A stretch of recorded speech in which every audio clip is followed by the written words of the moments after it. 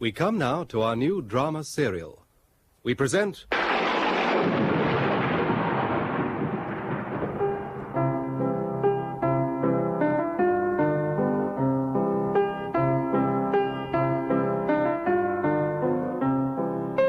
Tis the thing of dread, the bane, the precious bane that feeds on lifeblood. By the end of 3 years, all the ploughland should be bearing well, and us will be reaping what we've sown. Dear Lord forbid. Oh, why that now? Why that? I'm well content to reap what I sow. But not if it's the bane, Gideon. Not if it's the precious bane as I read about in a book the vicar lent me. You don't want that amid the corn, lad. What grows in hell. Whatever it is, if I sow it and it brings me the things I'd lief have, I'll welcome it. Oh, why can't folk live quiet and peaceful? Hark at the wind rising. There's somewhat foreboded. Oh, I see a dark road going down into the water. And the sun's gone out.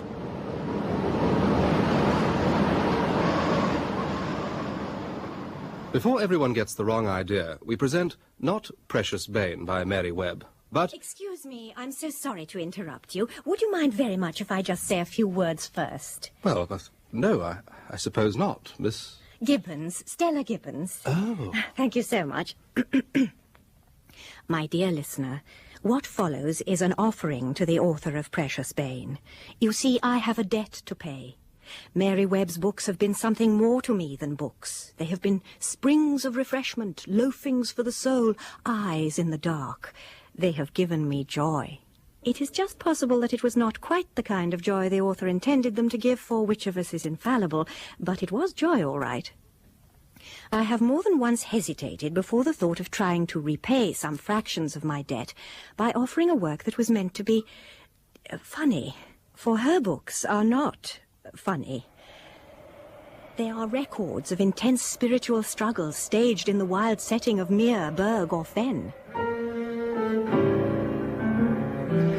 Her characters are ageless and elemental things, tossed like straws on the sea of passion. She paints nature at her rawest in man and in landscape. Her books are more like thunderstorms than books. But funny, no!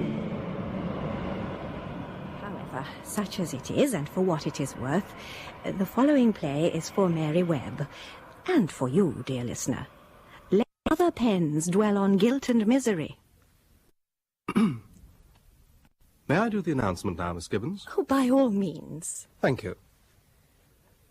We present Patricia Gallimore as Flora Poste in... Cold Comfort Farm. Yes. Or A Good Woman's Influence by Stella Gibbons. Dramatized for radio in 4 parts by Elizabeth Proud, who is also, by kind permission of the author, impersonating Stella Gibbons. Episode 1, Flora's Rights. The education bestowed on Flora Poste by her parents had been expensive, athletic, and prolonged, and when they died within a few weeks of one another in her 20th year, she was discovered to possess every art and grace, save that of earning her own living. She was left with an income of £100 a year and no property. She also inherited from her father a strong will and from her mother a slender ankle, but she realized that neither was adequate as an equipment for earning her keep. Flora went, therefore, to stay with a friend, a Mrs. Smiling, at her house in Mouse Place, Lambeth, until she could decide where to bestow herself and her £100 a year.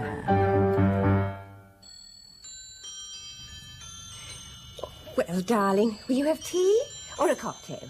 Oh, tea, please, Mary. Was the funeral awful? Horrid. I must say, all the older relatives seem to enjoy it no end. Flora, about this going to live with someone... Now, of course, you can stay here as long as you like, darling, but I suppose you'll want to take up some kind of work sometime, won't you? And earn enough to have a flat of your own. What kind of work? Oh, well, you might do journalism, or bookkeeping, or beekeeping. I'm afraid I couldn't do any of those things, Mary. Well, what then, darling? Now, Flora, don't be feeble. What will you live on? My relatives.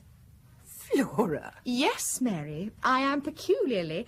I think if you could see some of them, you'd agree that that is the word, rich in relatives. There is a bachelor cousin of father's in Scotland. There is a sister of mother's at Worthing. As though that were not enough, she breeds dogs. Oh, Lord. A female cousin of mother's lives in Kensington, and there are also some cousins of mother's who live in Sussex. Sussex? I don't much like the sound of that. Do they live on a decaying farm? I'm afraid they do. However, I need not try them unless everything else fails. I propose to send a letter to the relatives I've mentioned, explaining the situation and asking them if they're willing to give me a home in exchange for my beautiful eyes and £100 a year. Flora! It's insane! You die after the first week. When I have found a relative who is willing to have me, I shall take him or her in hand and alter his or her character and mode of living to suit my own taste. Then, when it pleases me, I shall marry. Who, pray? Somebody whom I shall choose. But what I wanted to ask you was this. Do you think a circular letter to all those relatives would be a good idea? No. It'd be too putting off. You must write an entirely different letter each time, Flora. Well, that is, if you're really going to be so insane as to go on with this idea. Don't fuss, Mary. I will write the letters tomorrow. Tonight, I think we ought to dine out, don't you? To celebrate the inauguration of my career as a parasite. I will take you to the New River Club. Angelic place. But we must have some men. Then you can find them. Well, there's Vicky, I suppose. And your second cousin, Charles Fairford's in town. The tall, serious, dark one. The one who's going to be a parson. He will do. He has such a funny little nose.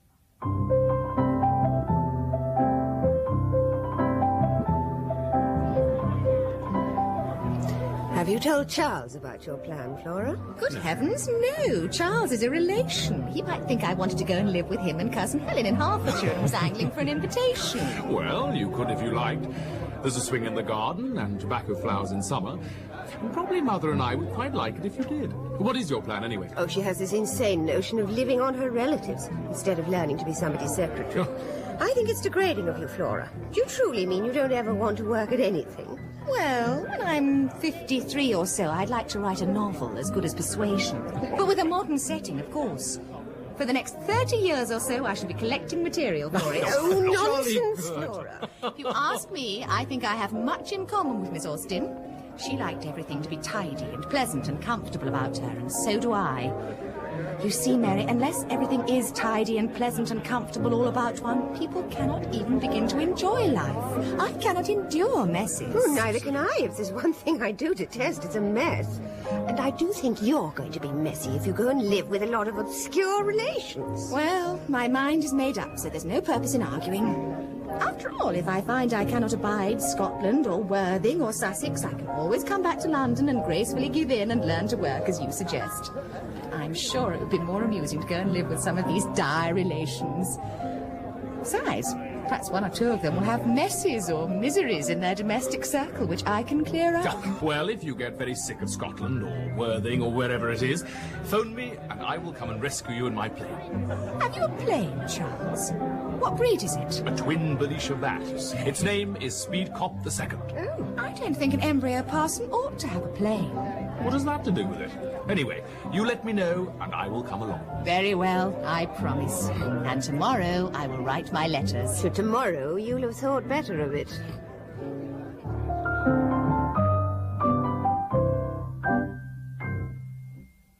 Nevertheless, Flora wrote her letters the next morning and took a pride in varying the style in which each was written to suit the nature of its recipient. Having achieved 3 of the 4 letters, she was pondering over the best style in which to write to the unknown and distant relatives in Sussex, when she was struck by the singularity of their address. Mrs. Judith Starkadder, Cold Comfort Farm, Howling. Really? Still, one must remember that Sussex, when all is said and done, is not quite like other counties. And when one observes that these people, these Starkadders, live on a farm in Sussex, the address is no longer remarkable.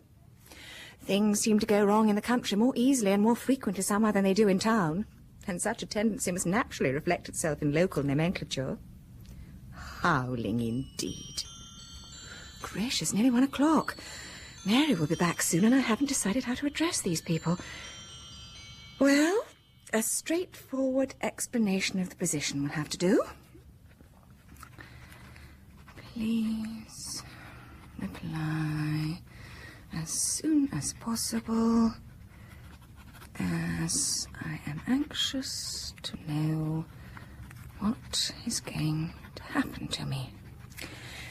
Yours, etc., etc. There. Oh, dear. Flora? What's the matter? You look quite green. Do you feel sick? No.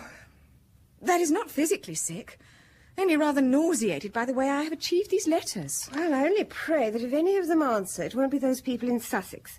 I think the names are awful. Too ageing and putting off. Yes, I know what you mean.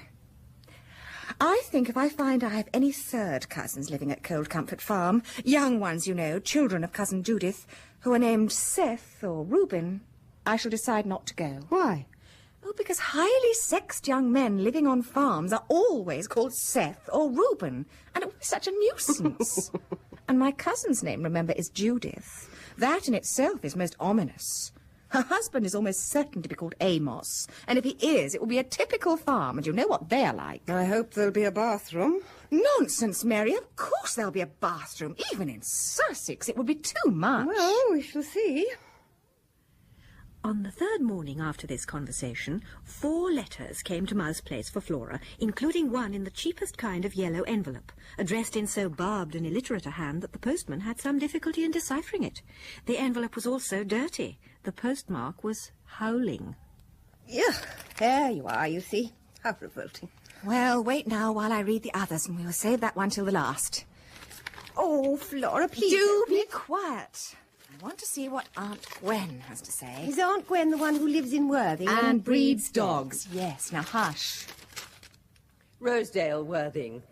My dear niece, I sympathise with you in the sorrow you must feel at the death of your parents, but we must keep a stiff upper lip, you know, and play the game. Always these games. I should be delighted to have you to stay here. You'll be coming into a real homey atmosphere with plenty of fun. You won't mind giving a hand with the dogs sometimes, will you? The air here in Worthing is bracing, and there are some jolly young people living next door. Jolly good. Rosedale is always full of people, so you won't have time to be lonely. Peggy has heaps of friends. She's so keen on her guiding now, you know, and she'd love to share her bedroom with you. Oh, no. Well, I think it's a very kind letter. You couldn't ask for anything kinder. After all, you didn't think any of these people would offer you the kind of home you want to live in, did you? I cannot share a bedroom, so that disposes of Aunt Gwen. This one is from Mr. McNagg, father's cousin in Perthshire. Dear Cousin Flora, I was shocked by your letter, so shocked that my old trouble returned, and I've been in my bed with it these 2 days. I will, of course, be delighted to shelter ye under my roof for as long as ye care to fold the white wings of your girlhood here. The old lamb. But I fear it'll be a mite dull for you, with nae company save myself, and me often in my bed with my old trouble. And then there's my man Hoots, and the housekeeper, who's nae so young and a wee thing deaf. On the other hand, if you're fond of birds at all, there's some gay, interesting bird life to be observed in the marshes, which surround my house on 3 sides. I fear I must end anew, as I feel my old trouble coming on me again, and I am yours affectionately, Angus McNagg. Oh, dear. There you are, you see. They're all quite hopeless. You'd much better stay here with me and learn how to work. This is from Mother's cousin in South Kensington. Dear Flora, I should be very pleased to have you here, of course. Only there is a little difficulty about the bedroom. Oh, perhaps you won't mind using the large attic, which is now used as a meeting room for the Orient Star and the West Society on Tuesdays, and for the Spiritualist Investigators League on Fridays. Oh, I do hope you're not a skeptic, for manifestations sometimes occurred in the attic, and even a trace of skepticism in the atmosphere of the room can spoil the conditions and prevent phenomena. Oh, and would you mind if the parrot keeps his corner of the attic? Is anybody there? Squawk once for yes, twice for no. He grew up in it, and at his age, the shock of removal to another room might well prove fatal. Apart from that... Again, you see, it means sharing a bedroom. I do not object to the phenomena, but I do object to the parrot. Do open the howling one. Dear niece, so you are after your rights at last. Well, I have expected to hear from Robert Poste, child, these last 20 years. Child, my man Amos once did your father a great wrong. If you come to us, I will do my best to atone, but you must never ask me what for. My lips are sealed. We are not like other folk, maybe, but there have always been Starkadders at Cold Comfort, and we will do our best to welcome Robert Poste, child. Child, if you come to this doomed house, what is to save you? Perhaps you may be able to help us when our hour comes. Your affect Aunt J. Starkadder.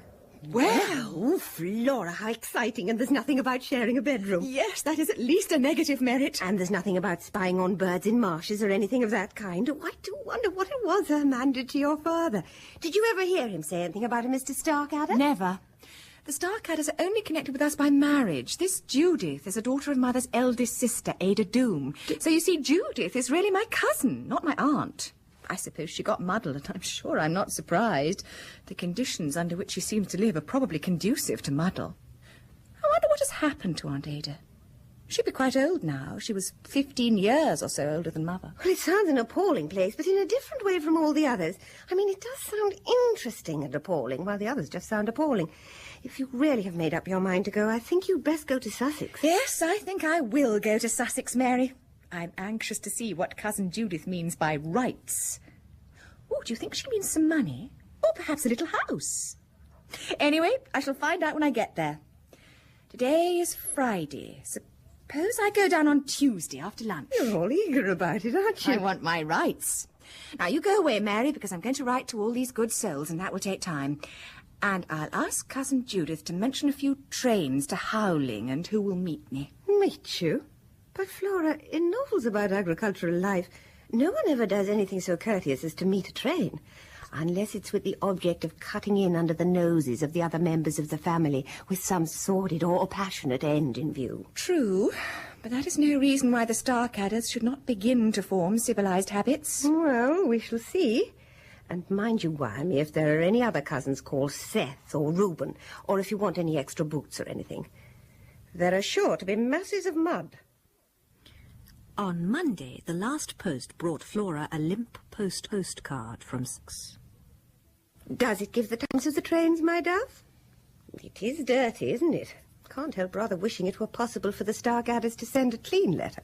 It says nothing about trains.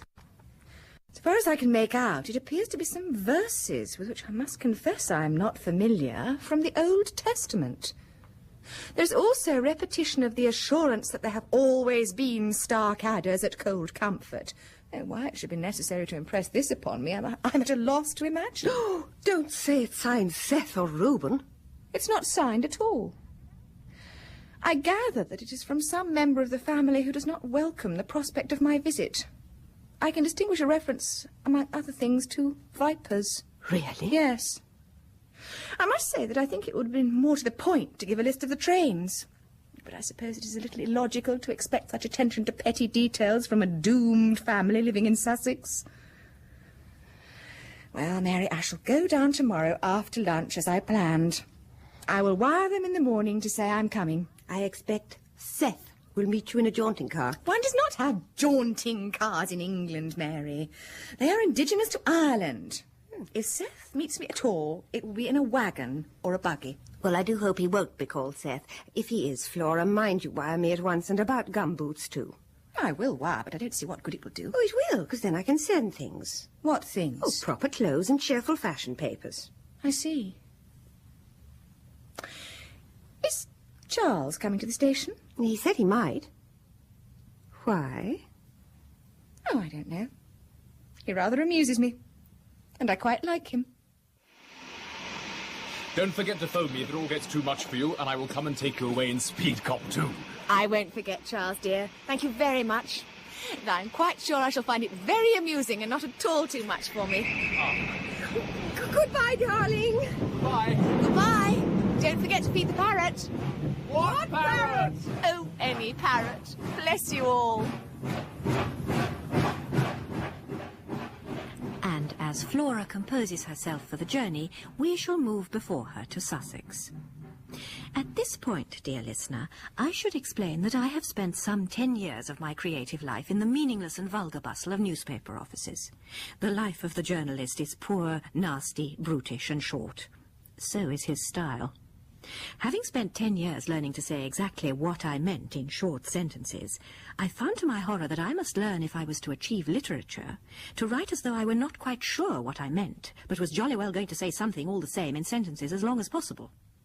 So, because I have in mind all those thousands of persons not unlike myself, who work in the vulgar and meaningless bustle of offices, shops and homes, and who are not always sure whether a sentence is literature or whether it is just sheer flapdoodle, I have adopted the method perfected by the late Herr Baedeker, and firmly marked what I consider the finer passages with 1, 2 or 3 stars, like this.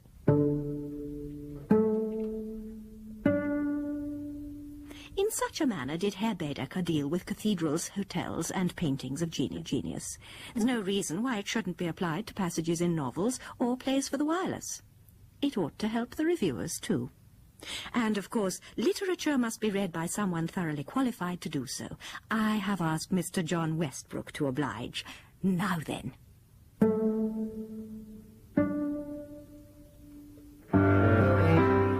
Dawn crept over the downs like a sinister white animal, followed by the snarling cries of a wind eating its way between the black boughs of the thorns. The wind was the furious voice of this sluggish animal, Light, that was bearing the dormers and mullions and scullions of Cold Comfort Farm. The farm was crouched like a beast about to spring on the bleak hillside, whence its fields, fanged with flints, dropped steeply to the village of Howling a mile away. The farmhouse was a long, low building, 2-storied in parts. Other parts of it were 3-storied. Edward VI had originally owned it in the form of a shed in which he housed his swineherds, but he had grown tired of it and had it rebuilt in Sussex clay. Then he pulled it down. Elizabeth had rebuilt it with a good many chimneys in one way and another. The Charleses had let it alone, but William and Mary had pulled it down again, and George I had rebuilt it. George II, however, burned it down. George III added another wing. George IV pulled it down again. It was known locally as the King's Whim. Under the ominous bowl of the sky, a man was ploughing the sloping field immediately below the farm, where the flints shone bone-sharp and white in the growing light. Up, buddy, Travail! Oh, there, rustic, Jug. Every now and then he glanced up at the farm, where it squatted like a beast about to spring on the gaunt shoulder of the hill, and something like a possessive gleam shone in his dull eyes. Hello, rustic! Belay there, Travail! The front door of the farm faced a perfectly inaccessible ploughed field at the back of the house, so the family always used to come in by the back door, which abutted on the yard facing the cowshed. In the cowshed, Adam Lambsbreath's head was pressed deep into the flank of Feckless, the big Jersey. A bucket was pressed between his knees, and his gnarled hands mechanically stroked the cow's teat. He was asleep. My wild bird, my little flower, Elfine. Graceless, pointless, and aimless awaited their turn to be milked. Oh, it is big business, poor beast. Oh, nay, never do that, Pointless. Never eat our Graceless's tail. Here, mumble on my neckerchief. It is the last I have. So soon as Adam passed on to Aimless, Pointless stealthily spat out the neckerchief and concealed it under the reeking straw with her hoof. She didn't want to hurt the old man's feelings by declining to eat his gift. There was a close bond between Adam and all living beasts. They knew each other's simple needs. Adam, how many pails of milk will there be this morning? Oh, I don't know. My name is Judith. It is hard to tell. If so be our Pointless has got over her indigestion, maybe 'twill be 4. If so be she ain't, maybe 3. I'll get as many as you can. Oh. Mrs. Starkadder has been comparing our output with that from other farms in the district. Oh. She says we are 5/16 of a bucket below what our rate should be, considering how many cows we have. And another thing. You will probably have to drive down into Beershorn tonight to meet a train. Robert Post's child is coming to stay with us for a while. Oh, man I, Miss Judith, man I. Oh, dinna send me. How can I look into her little flower face and me knowing what I know? You must go, Adam. You must forget what you know, as we all must while she is here.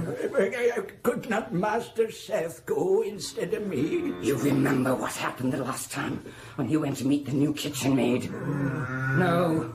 You must go. Aye, then I'll go, Miss Judith. I don't know many times I thought as how this day might come.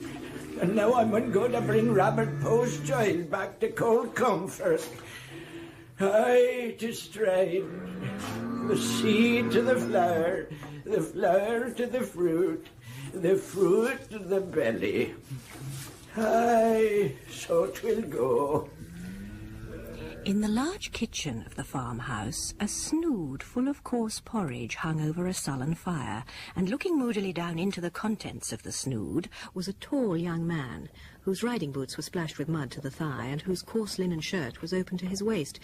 Indeed, he had a good many buttons and laces and tapes undone. The firelight lit up his diaphragm muscles as they heaved slowly, in rhythm with the porridge. Well, mother mine, here I am, you see. I said I'd be in time for breakfast, and I've kept my word. The porridge might almost have been endowed with life, so uncannily did its movements keep pace with the human passions that throbbed above it. Cur, coward, liar, libertine. Who were you with last night? Moll at the mill, or Violet at the vicarage? Or Ivy, perhaps, at the ironmongery? Seth, my son, you want to break my heart? Yes. The porridge boiled over. Judith knelt and hastily and absently ladled it off the floor back into the snood. The men are coming in to breakfast. The men came into the kitchen in awkward little clumps, 11 of them. When all were seated, Amos Starkadder and his eldest son Reuben came into the kitchen. Where's Elphine? She's not up yet, Amos. I did not wake her. She hinders more than she helps in mornings. 'Tis a godless habit to lie abed of a working day. And the reeking red pits of the Lord's eternal wrathy fires lie in wait for them as do so. Seth undid yet another button. Aye, and for those who break the 7th commandment too. And for those like Reuben as waits for dead men's shoes. Hold your peace, Micah! I will ask the Lord to bless this meal. When the meal was done, the 4 farmhands trooped out to get on with the day's work of harvesting the Swedes. This harvest took a long time and was very difficult to do. The Starkadders, too, Micah, Erk, Ezra, Caraway, Harkaway, Luke and Mark, rose and went out with Amos and Reuben into the thin rain which had begun to fall. They were engaged in digging a well beside the dairy. It was taking a long time to do because things kept on going wrong. Once Harkaway had fallen into it, once Erk had pushed Caraway down it. Still, it was nearly finished. In the middle of the morning, a wire came from London. Robert Post's child will be here by the 6 o'clock train at Beershorn, Adam. Oh. You must leave to meet it at 5. And get on with the washing up now. Washing up. And Miriam, the hired girl, all but useless when she comes. All Howling knows her hour to be near at hand. Is it not February and the earth a teem with new in life? Elfine, my little bird, my Pharisee, my cowlin. The dumb beasts never fail a man. They know. I'd have done better to coddle our feckless in my bosom than little Elfine. Aye, wild as a mash ticket in mages. Well, sour or sweet, by barn or fire, so we'll go. Get up there, aimless. Get up. Get up. Get up. And he drove the cows down to Nettleflitch Field. He didn't notice that Graceless's leg had come off and that she was managing as best she could with 3.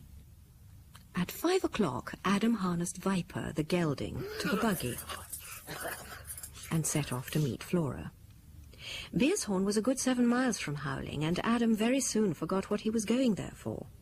But there was only one road, and that led to the station. Whoa there, Viper! Whoa now! You cannot go in there, soul. That be booking office. Women wait here. Animation fell from Adam, a sucked straw. His body sunk into the immemorial posture of a man thought-whelmed. He was a tree trunk, a toad on a stone, a pie-thatched owl on a bough. Humanity left him abruptly.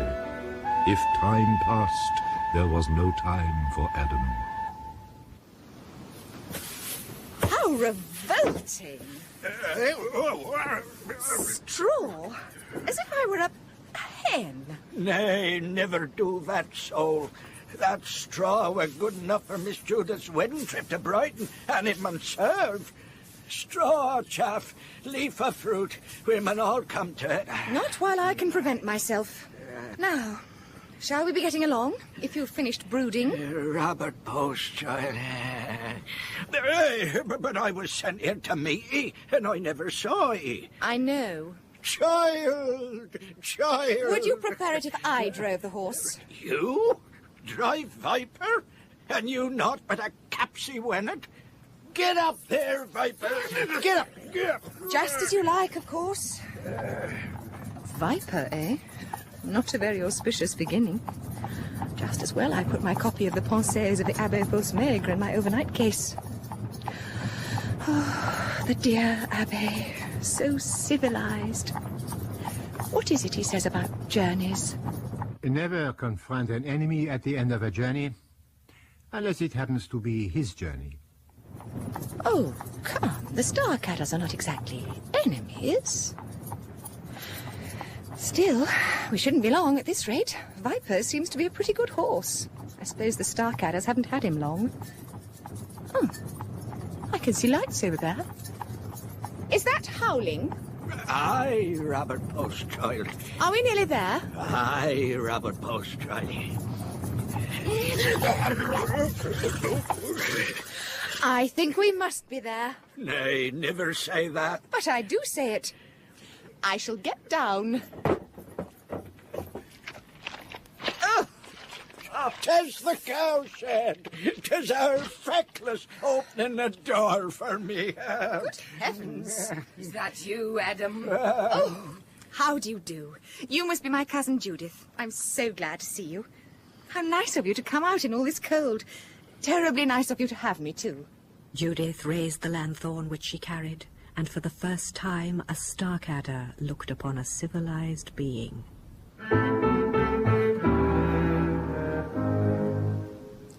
Cousin Judith, would you think me terribly rude if I don't meet the rest of the family this evening? Might I just have a morsel of food in my own room?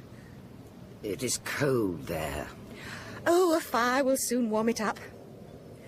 too nice of you, I do think, to take so much care of me. My sons, Seth and Reuben. My sons are waiting to see their cousin. Too like a cattle show.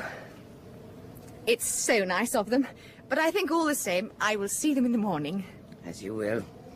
The chimney perhaps smokes. I should think it more than probable. We can see to all that tomorrow. Shall we go in now? But first, I want Adam to send a wire for me. Half an hour later, Flora sat beside a smoky fire in her room, pensively eating 2 boiled eggs. If Judith and Adam are typical of the people who live in this house, my task will indeed be long and difficult. However, my hand is on the handle of the plough, and I will not turn back. And Mrs. Smiling, far away in Mouse Place, was at that moment reading with some satisfaction a telegram. Worst fears realized, darling. Seth and Reuben, too, send gumboots. Flora had resolved to sleep late. Shame on thee, Miss Reuben, to bite the hand that fed thee as a cowdling. Who should know the wants of the dumb beast better than me? What the... It's not for naught. No, it's still dark. It's the middle of the night. I know what's in her heart better than I know what's in the heart of some human. That's that old man who met me at the station.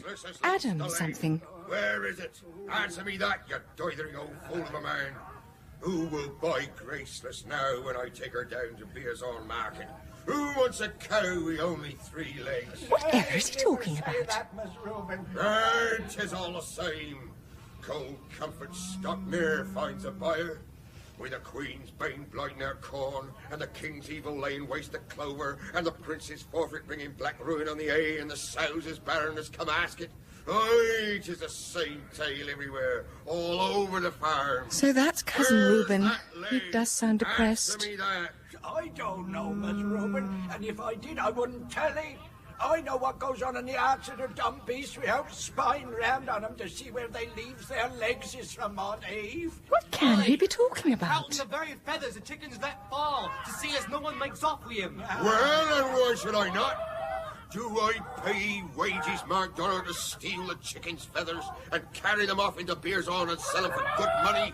I don't sell the feathers. May I never set hand to plough again if I do. 'Tis my Nancy. I takes them home to my daughter, Nancy. Oh, you do ye? And for why? Ye know well why. Aye, you told me a pack of lies about trimming dolls' hats with the good chicken feathers. As though there was no other use for them feathers them chickens drop than to trim the hats of a lot of idle, worthless dolls. I say, Now, do you think you would mind not talking Dollar. quite so loudly, please? I am so sleepy, and I should be so grateful if you would.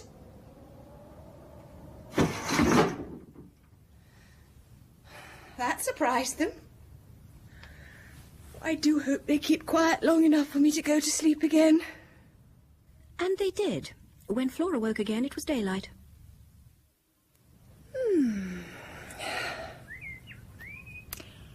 On the whole, not a bad room. Lovely old mirrors. And the curtains are magnificent. Ugh. Dirty, though. Now for breakfast.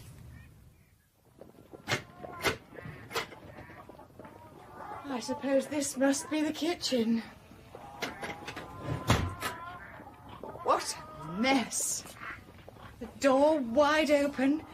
Ash blowing all over the floor. Oh, really? Hey, never do that, Robert Post, child. I cannot clutter the dishes and watch the dumb beasts in the cowshed, both together if you shut the door. I'm so sorry, but I could never eat breakfast with a draught in the room. You can have it open again as soon as I've finished. Is there any breakfast, by the way? There's porridge, Robert Post, child. Is there any bread and butter and some tea? And have you a piece of clean newspaper that I could just put on the corner of this table to protect me from the porridge? It seems to have got tossed about a bit this morning, doesn't it? There's tea in the jar yonder, bread and butter in the crocket. You mun find 'em yourself, Robert Post, child. I cannot run here and there to fetch newspapers for a capsy wennet. Besides, We've troubles enough at Cold Comfort. We are bringing in such a thing as a clamouring newspaper to upset us and threaten us. Oh, have you? What troubles? Haven't you enough money? Oh, there's money enough in the farm, Robert Post, child. But 'tis all turned to sourness and ruin. I tell you, there's a curse on Cold Comfort. Indeed. What sort of a curse? Oh, there's no seeds, This Robert Post. bread, really not at all bad, you know.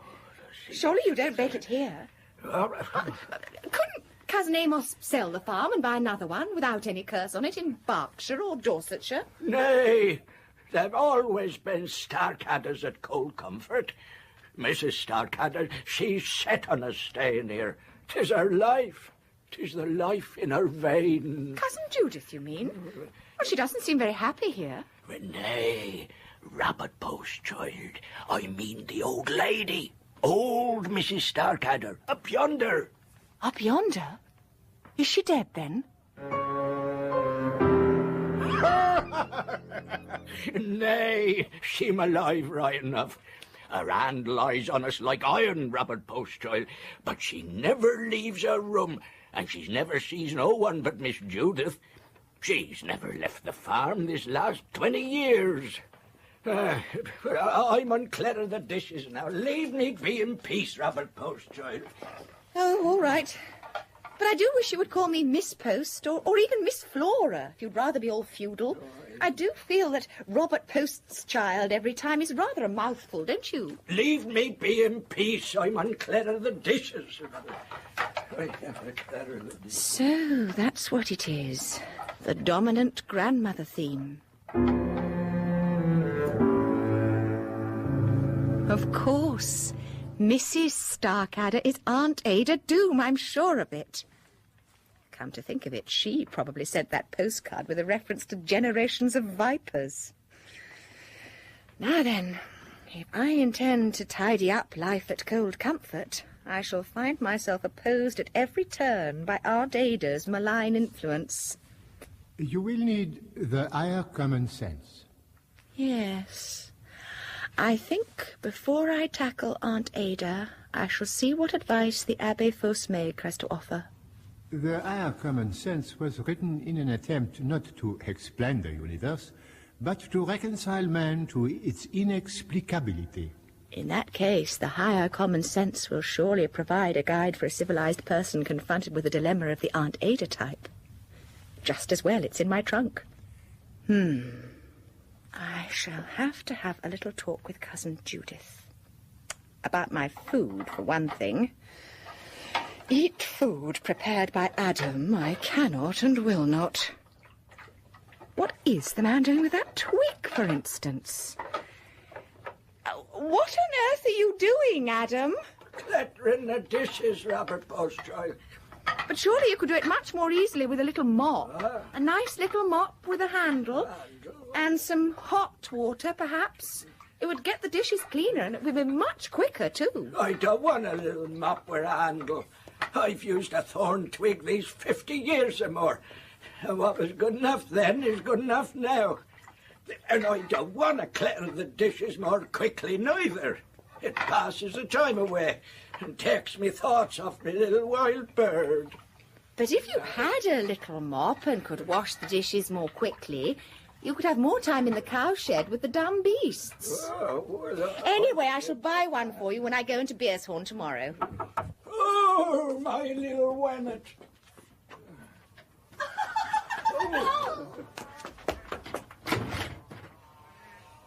Who was that? My cowlin, my little Elfine. Indeed.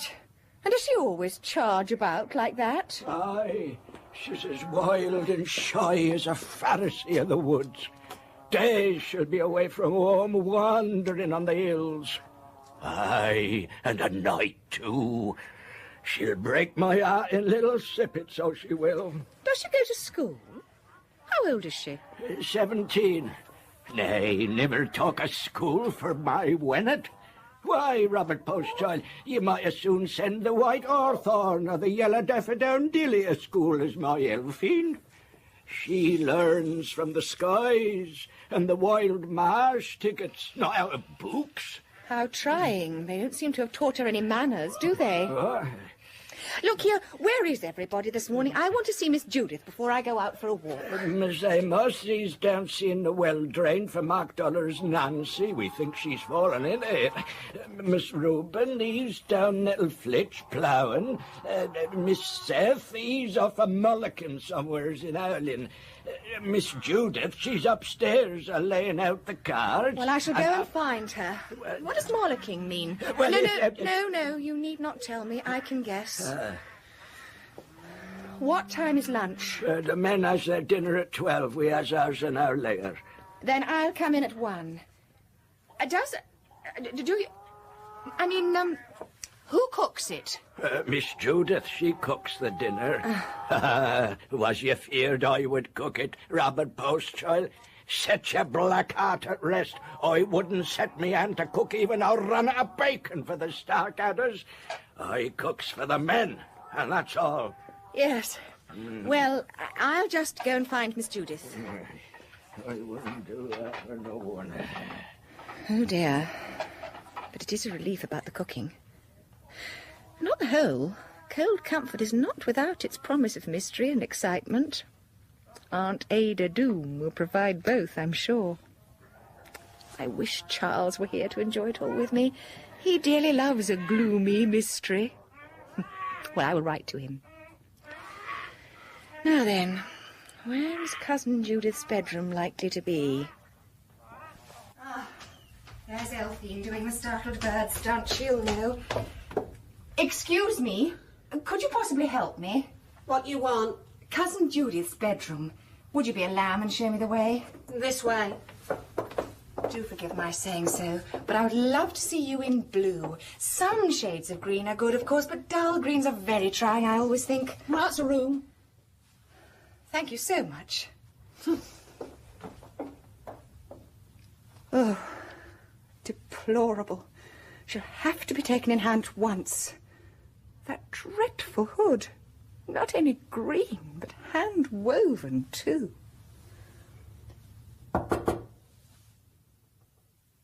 Come in.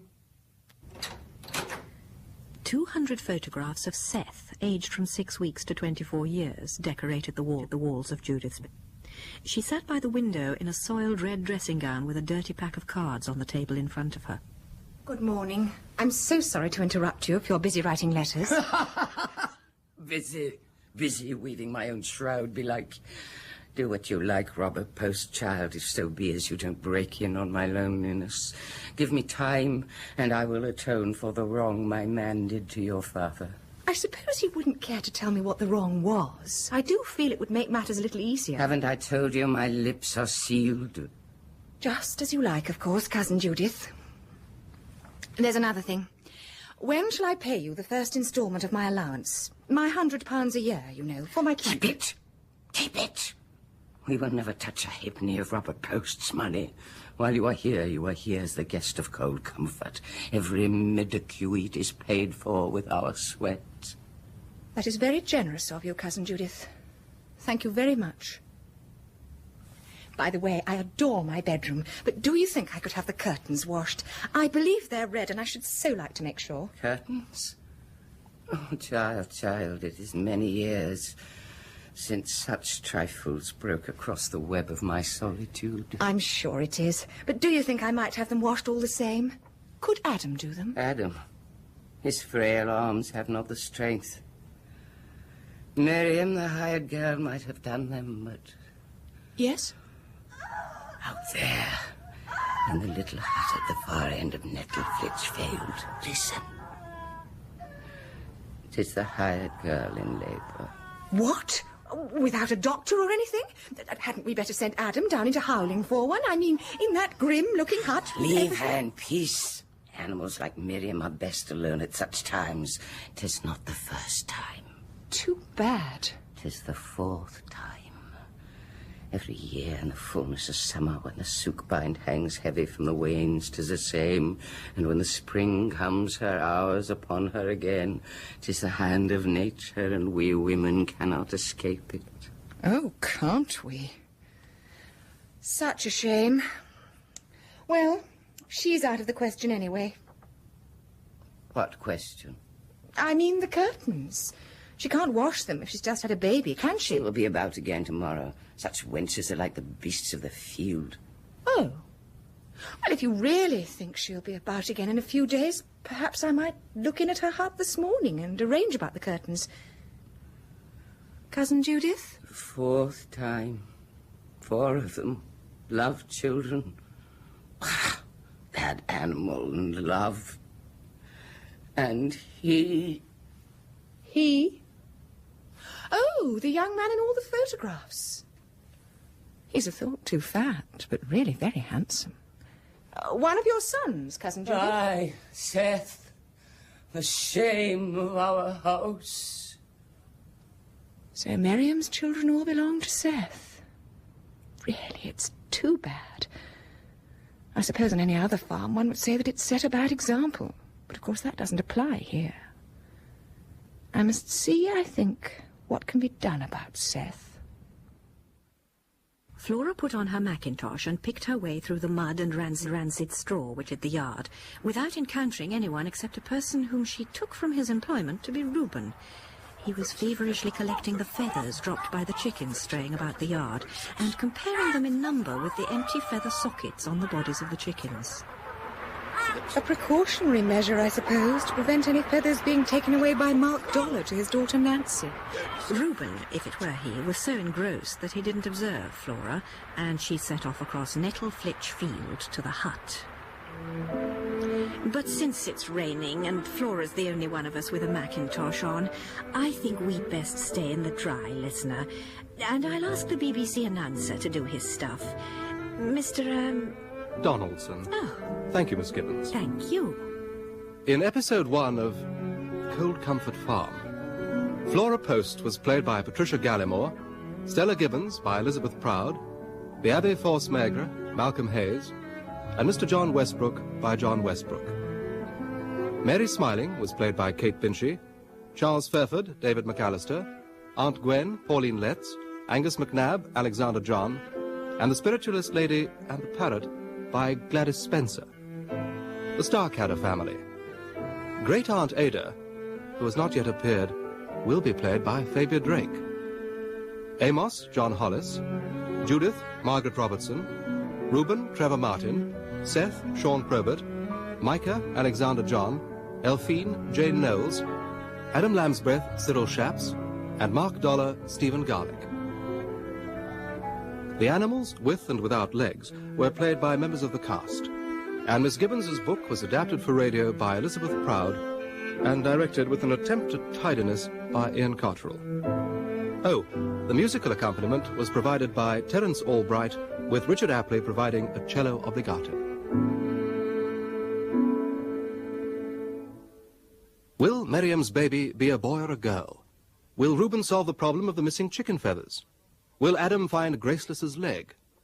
You may discover the answers to all these questions, which Stella Gibbons will be considering, together with discussions on alternative religion, literature, and birth control, in next week's thrilling installment of Cold Comfort Farm.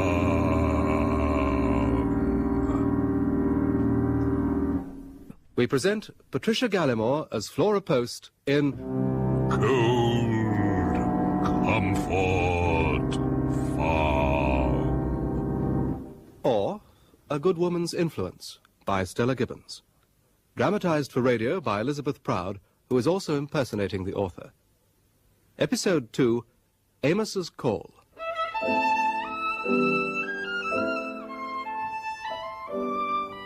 The orphaned Flora Poste has arrived with her £100 a year to stay at Cold Comfort Farm in Sussex, the sort of typical farm you find in agricultural novels.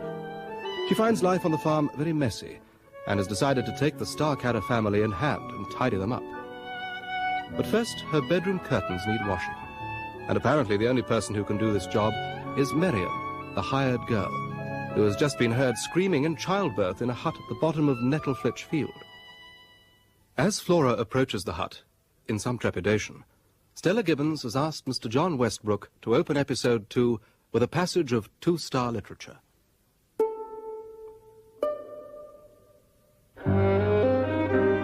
The cries from the little hut had stopped. An exhausted silence, brimmed with the enervating weakness which follows a stupendous effort, mounted from the stagnant air in the farmyard like a miasma.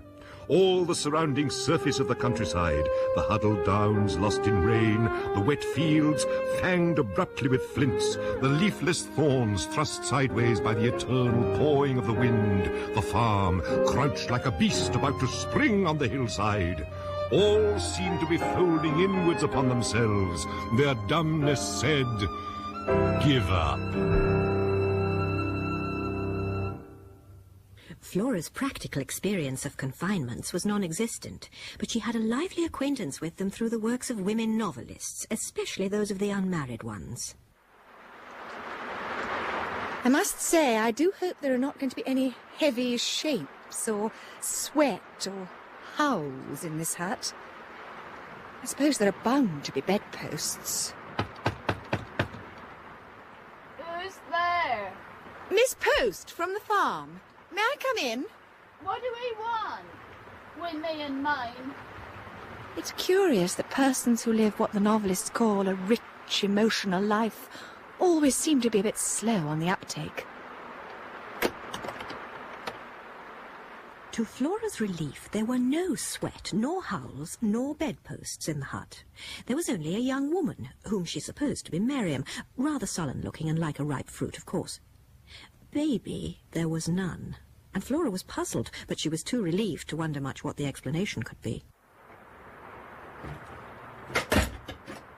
Good morning. Are you feeling better? Mrs. Starkadders seems to think you will be about again in a day or two, and if you feel well enough, I want you to wash the curtains in my bedroom. Why do he come here mocking me, Miss Shame? Me only out of me trouble yesterday. Yesterday? I thought it was today. Surely you... Didn't I hear... That is, weren't you crying out only about 10 minutes ago? Mrs. Starkadder and I both heard you. Aye, I moithered out a bit. I was remembering me trouble yesterday. How should Mrs. Starkadder know what I've been through, and when I've been through it? Not that I ever says much while it's going on. Mother says it's because I keeps my spirits up and eats hearty aforehand. Indeed. I'm glad to hear it. For a second, Flora wondered if the women novelists had been mistaken about confinements. But she recollected that they left themselves a loophole by occasionally creating a primitive woman, a creature who was as close to the earth as a bloomy greengage, and rather like one to look at and talk to. And this greengage creature never had any bother with her confinements, but just took them in her stride, as it were. Evidently Miriam belonged in the greengage category. Well, when can you take the curtains down? The day after tomorrow? I never said as I'd wash your curtains. Haven't I enough to bear with 3 children to find food for, and me mother looking after a 4th? And who's to know what will happen to me when the sook bind is out in the hedges again and I feel so strange in the long summer evenings? Nothing will happen to you if you only use your intelligence and see that it doesn't. I will tell you how to see that nothing happens. And never mind about the sookbind for a minute. Is this sookbind, anyway? Listen to me.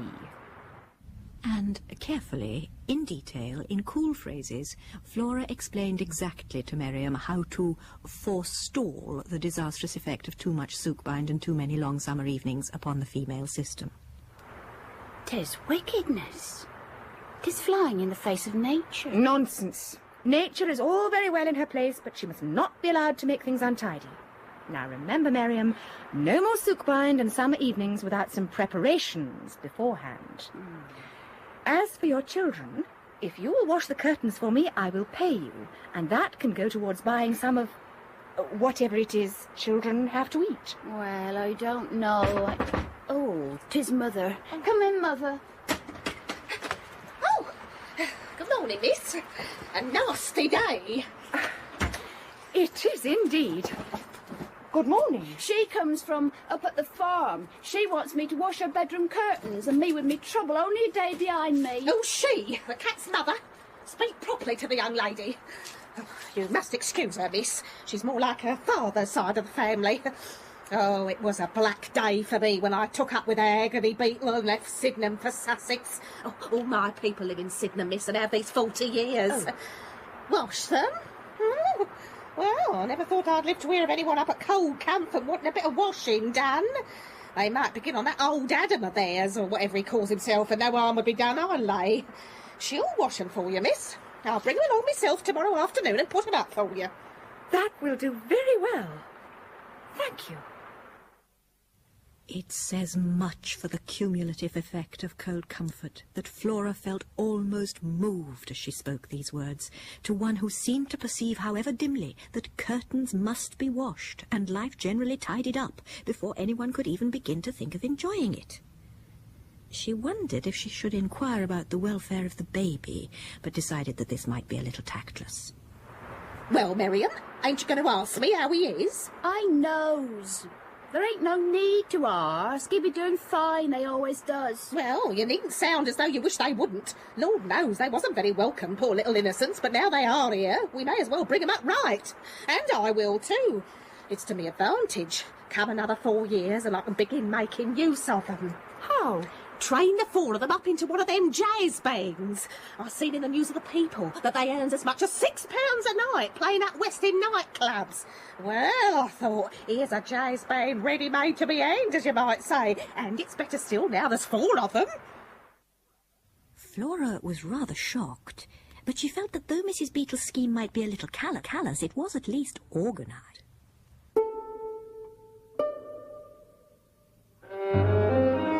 After she had gone, the hut sank into a dim trough of languor, pierced only by the shrill beam shed by the personality of Mrs. Beetle. Miriam huddled on her stool, the coarsened lines of her body spreading like some natural growth born of the travail of the endlessly teeming fields. In thick, lewd whispers, she began to tell her mother what Flora had advised her to do. Her voice rose, fell, rose, fell, its guttural syllables punctuated by the swish of Mrs. Beetle's broom.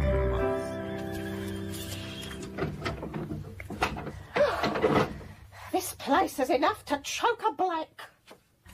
Save for this interruption, Miriam's voice droned on like the voice of the earth itself. Well, you needn't fuss about it, as though you was talking to someone from the vicarage. It's no use to me. I wasn't quite sure how it was done, or how much they cost. Anyway, we know now, thanks to Miss Interference from up the hill. Not that I hold with what she told you, mind you. It ain't right. Aye, 'tis wickedness. 'Tis flying in the face of nature. That's right. All the same, it might be worth a try. By lunchtime the next day, the combined forces of the unceasing rain, the distressing manner in which the farmhouse seemed sinking into decay before her eyes, and the appearance and characters of her relatives, had produced in Flora a feeling of gloom. If only Charles were here. He does so enjoy mystery and gloom. This will not do. I'm probably hungry. Lunch will restore my spirits. But then lunch cooked by a Starkadder and eaten in solitude may probably make me worse, despite my nice little green parlour. Yesterday's meals had been served in the aforementioned green parlour by Mrs. Beetle, an agreeable surprise.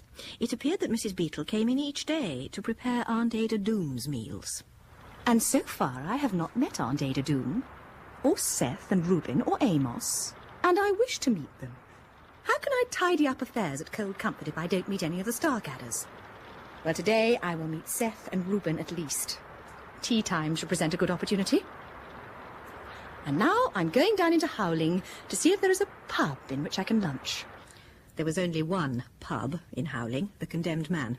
A name like that is only to be expected in Sussex. And there the landlady, the appropriately named Mrs. Murther, reluctantly agreed to cook Flora a steak. Now then, if you've everything you want, miss, I must be off and see to my other gentleman's dinner. Have you another gentleman? Yes, staying here. A book writer. He would be.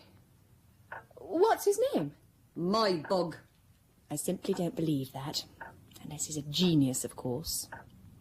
Yes, he must be. A person who was merely talented would have weakly changed his name by deed poll. What a bore it is. I thought you might like a bit of apple tart, miss. Oh, thank you. Mrs. Murther, what kind of books does this Mr. Mybug write? He's doing one now about another young fellow who wrote books, and then his sisters pretended they wrote 'em, and then they all died of consumption, poor little mummets. Really? How interesting. Yes. Now, don't hurry yourself. He's never in afore 2:30. He's up on the downs in all weathers.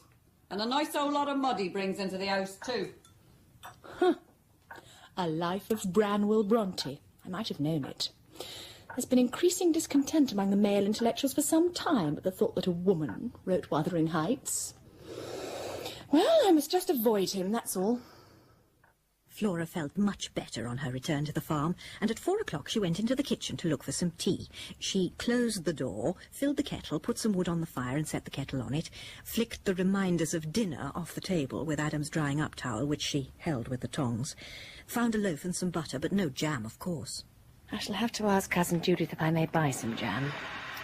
Good, the kettle. What the... Hello. I feel sure you must be Reuben. I'm Flora Poste, your cousin, you know. How do you do? I'm so glad to see somebody's come in for some tea. Do sit down. Do you take milk?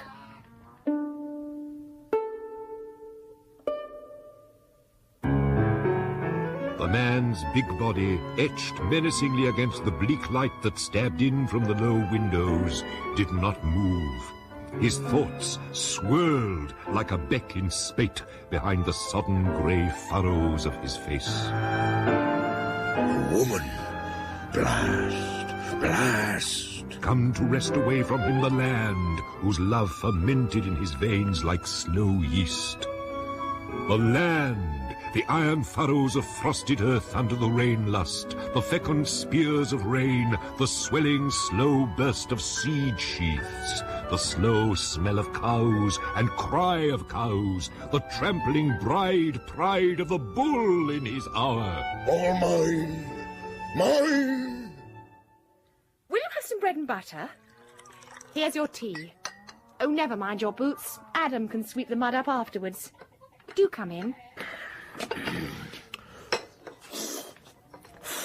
Like having tea with a rhinoceros. Is your tea too hot? Have some more milk. Oh, I do wish there were some cucumber sandwiches. I do believe he's about to speak. Aye, a scranleted 200 furrows come 5 o'clock down to the butte. Oh. Now, what does one reply to that remark? Is it a complaint? If so, one might say, "My dear, how too sickening for you," but then it might be a boast, in which case the correct reply would be, "Atta boy," or "Come, that's capital." No, I'd best play safe. Did you? Huh? Horace, he thinks I don't believe him. Aye, I did too. 200. 200 from Ticklepenny's corner down to Nettleflitch. Aye, we out hand to aid me. Could you have done that? No, indeed. But then, you see, I shouldn't want to. Wouldn't you, then? Aye, but you'd pay a hired man good money to do it for you, all they, wasting the farm's takings. Oh, I see. He thinks I have designs on the farm. Indeed, I wouldn't. I wouldn't care if Ticklepenny's corner wasn't scranleted at all. I don't want to have anything to do with Nettleflitch. I'd let you do it all instead. Let? Let?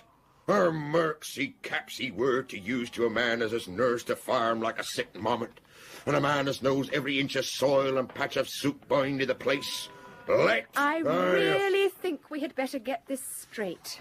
It will make things so much easier. I don't want the farm. Really, I don't. I know nothing about farming, and I don't want to. I'd much rather leave it to people who do know everything about it, like you. I just think what a mess I should make of the soup-bind harvest and everything. You must see that I'm the last person in the world who would be any use at scramleting. I'm sure you'll believe me. Oh, well, it's obvious that he wants to believe me, and that's half the battle. He was on the verge of believing me when I made that lucky remark about not wanting to scramble it.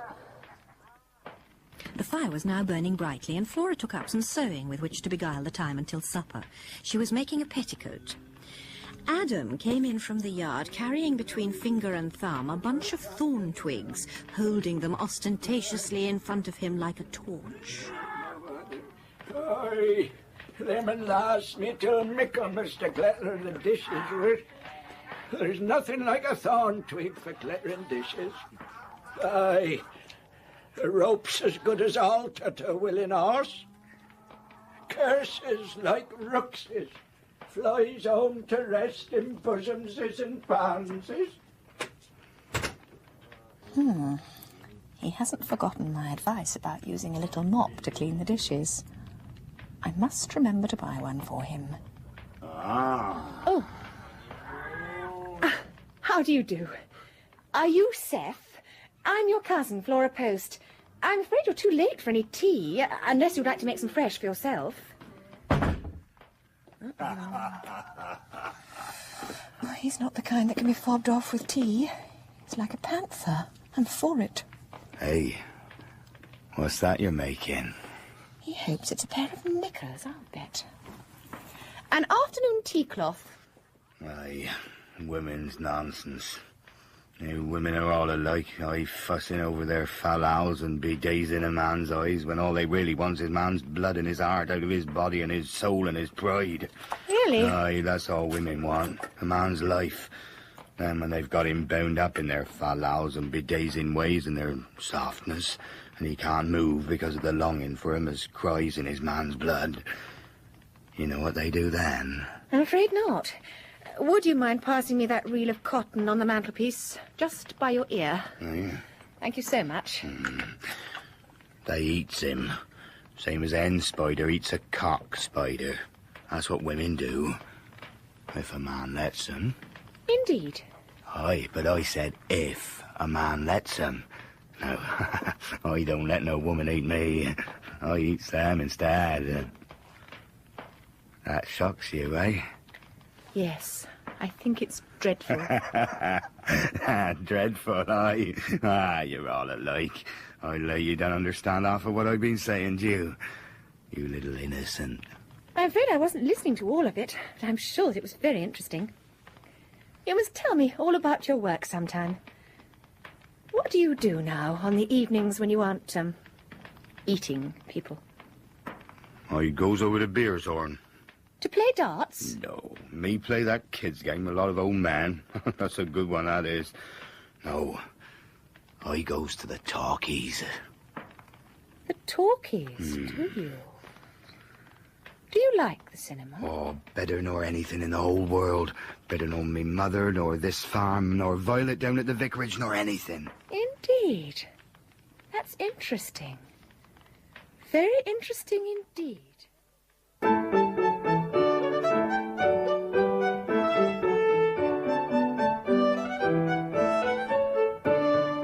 While Flora was undressing that night, she reflected that her campaign for the tidying up of Cold Comfort was progressing quite well when one thought that she had only been there 2 days, and her newly washed curtains hung full and crimson in the candlelight. So, Seth's grande passion is not women, but the talkies. I must write to Mr. Neck in America, but I can think that out in detail later. There's still Cousin Amos, and no one has so much as breathed a word about introducing me to Aunt Ada Doom. Each morning at 9 o'clock, Flora watched Mrs. Beetle stagger upstairs with a tray laden with sausages, marmalade, porridge, a kipper, a fat black pot of strong tea, and... at least half the loaf. Oh, we're a bit off our feed this morning, as you might say. We've only had 2 goes of porridge, 2 soft-boiled eggs, a kipper just on the turn, and half that pot of jam Adam stole from the Vicarage Bazaar last summer. Still, there's room for it where it goes, heaven knows, and we keep healthy enough on it. I haven't met my aunt yet. You haven't missed much.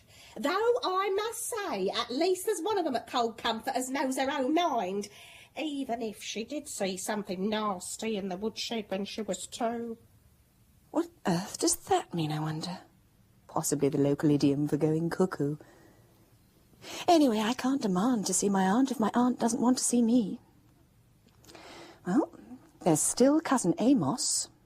Flora had learnt from Adam that Amos preached twice a week to the Church of the Quivering Brethren, a religious sect which had its headquarters in Beershorn. Cousin Amos, are you going to preach to the brethren tonight? Aye. They'll all burn in hell, and I mun surely tell 'em so. Well, may I come too, to hear you preach? Aye. You can come, you poor, miserable, creeping sinner. So Flora went to put on her hat and coat. In the yard, Viper, the great gelding, 19 hands high, was harnessed to the trap, and Adam was being swung up and down in the air as he hung onto the reins. As the great beast wickedly jerked his head, Adam's frail body flew up into the darkness beyond the circle of light painted by the lanthorn, and was lost to sight. Then down he came again, a twisted grey moth falling into the light, as Viper thrust his head down to snuff the reeking straw about his feet. Do let go of the reins, Adam. He'll hurt you in a minute. Nay, 'tis exercising our Viper. There, you see? Aye, let him be for a moithering old fool. Get up then. Oh, is there a rug? Nay, the sins burning in your marrow will keep you warm. Get up, Viper!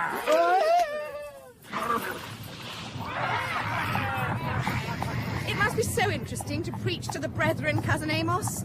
I quite envy you. Do you prepare your sermon beforehand, or do you just make it up as you go along? Don't ye speak of the word of the Lord in that godless way, as though 'twere one of they pagan tales in the Family Herald. The word is not prepared beforehand. It falls on me mind like the manna fell from heaven into the bellies of the starving Israelites. Really? How interesting. Then you have no idea what you're going to say before you get there. Aye. I always knows to be something about burning, or the eternal torment, or sinners come to judgment. Does anyone else preach, or are you the only one? Only me. No one else gets the word like I do. I suppose you like preaching very much. Nay, 'tis a fearful torment and a groaning to me soul's marrow, but 'tis my mission. Aye, the word burns in me mouth, and I mun blow it out onto the whole world like flame. You ought to preach to a larger congregation than the brethren. Why don't you go round the country with a Ford van, preaching on market days? I'm until the field nearest me hand before I go into the edges and byways. Besides, 'twould be exalting myself if I was to go preaching all over the country in one of they Ford vans. 'Twould be thinking of my own glory instead of the glory of the Lord. But, Cousin Amos, what does it matter if you do puff yourself up a bit and lose your holy humility if a lot of sinners are converted by your preaching? You see what I mean, don't you? By seeming to be humble and dismissing the idea of making this tour with a Ford van, you are, in reality, setting more value on your soul than on the spreading of the word of the Lord. Aye, there's truth in what you say. Maybe it is my duty to seek a wider field. I might think of it. Aye, 'tis terrible. 'Twill be a new sin to wrestle with. The sin of caring whether me soul is puffed up or not. And how can I tell when I am feeling puffed up when I preach? Whether I'm sinning in me pride, or whether I'm doing right by saving souls, and therefore it won't matter if I am puffed up. Aye, and what right have I to puff myself up if I do save 'em? Aye, 'tis a dark and bewildering way. Yes, Cousin Amos, it is all very difficult, but I do think you have a call, you know. No one should neglect a call. Wouldn't you like to preach to thousands? Aye, dearly. But 'tis vain glorious to think on't. There you go again. Oh! At this moment, the trap came to a halt in a small yard opening off the high street of Beershorn. Amos left Flora to get down from it as best she could, and she followed him down the high street to a building which she took at first to be an unusually large dog kennel. The doors were open, and she could see that some of the brethren were already seated, while others were hurrying in to take their places. We mun wait till the chapel is full. Why? 'Tis threatening for 'em to see their preacher among 'em like any simple soul. They fear to have me among 'em breathing warnings of hell, fire and torment. But I thought you wanted to frighten them. Oh, so I do. But in a grand, glorifying kind of a way. I don't want to frighten them so much they won't never come back to hear me preach again. Oh, I think you underestimate the strength of their nerves, Cousin Amos. I've seldom seen so healthy and solid-looking an audience. 'Tis nearly full. Does Judith or either of the boys ever come down to hear you preach? Nay. They struts like a yab in their pride, and their eyes drip fatness. On the hand of the Lord it lies heavy on cold comfort, pressing the bitter wine out of our souls. Then why don't you sell it and buy another farm or a really nice piece of land if you feel like that about it? Nay. There have always been Starkadders at cold comfort. 'Tis old Mrs. Starkadder, Ada Doom as was before she married Fig Starkadder. She's sought against her reason to farm. And Reuben sits a-waiting for me to go so he can have un. But un shall never have un. Nay, I'll leave un to Adam first. Oh, but you couldn't. It's full. We mun go in.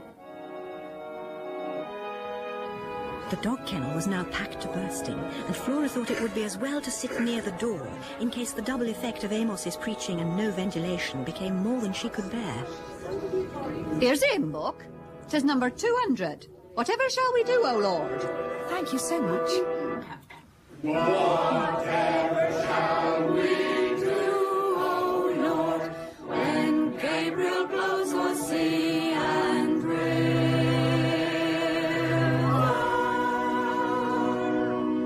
Fell and desert, mound and ford, the earth may burn, but we will quit.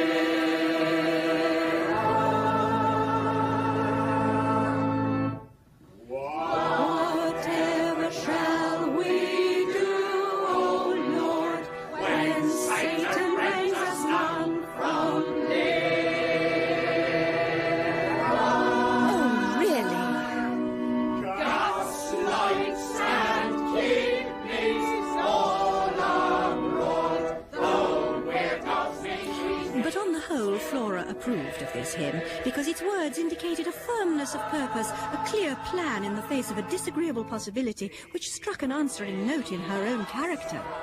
The singing was conducted from the platform by a surely excessively dirty old man with long grey hair. Who is that? 'Tis Brother Ambleforth. He leads the quivering when we begins to quiver. And why does he conduct the music with a poker? To put us in mind of hell fire.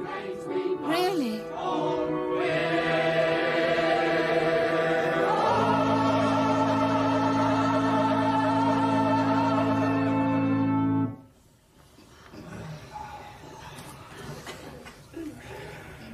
Yea, miserable crawling worms. Are you here again, then?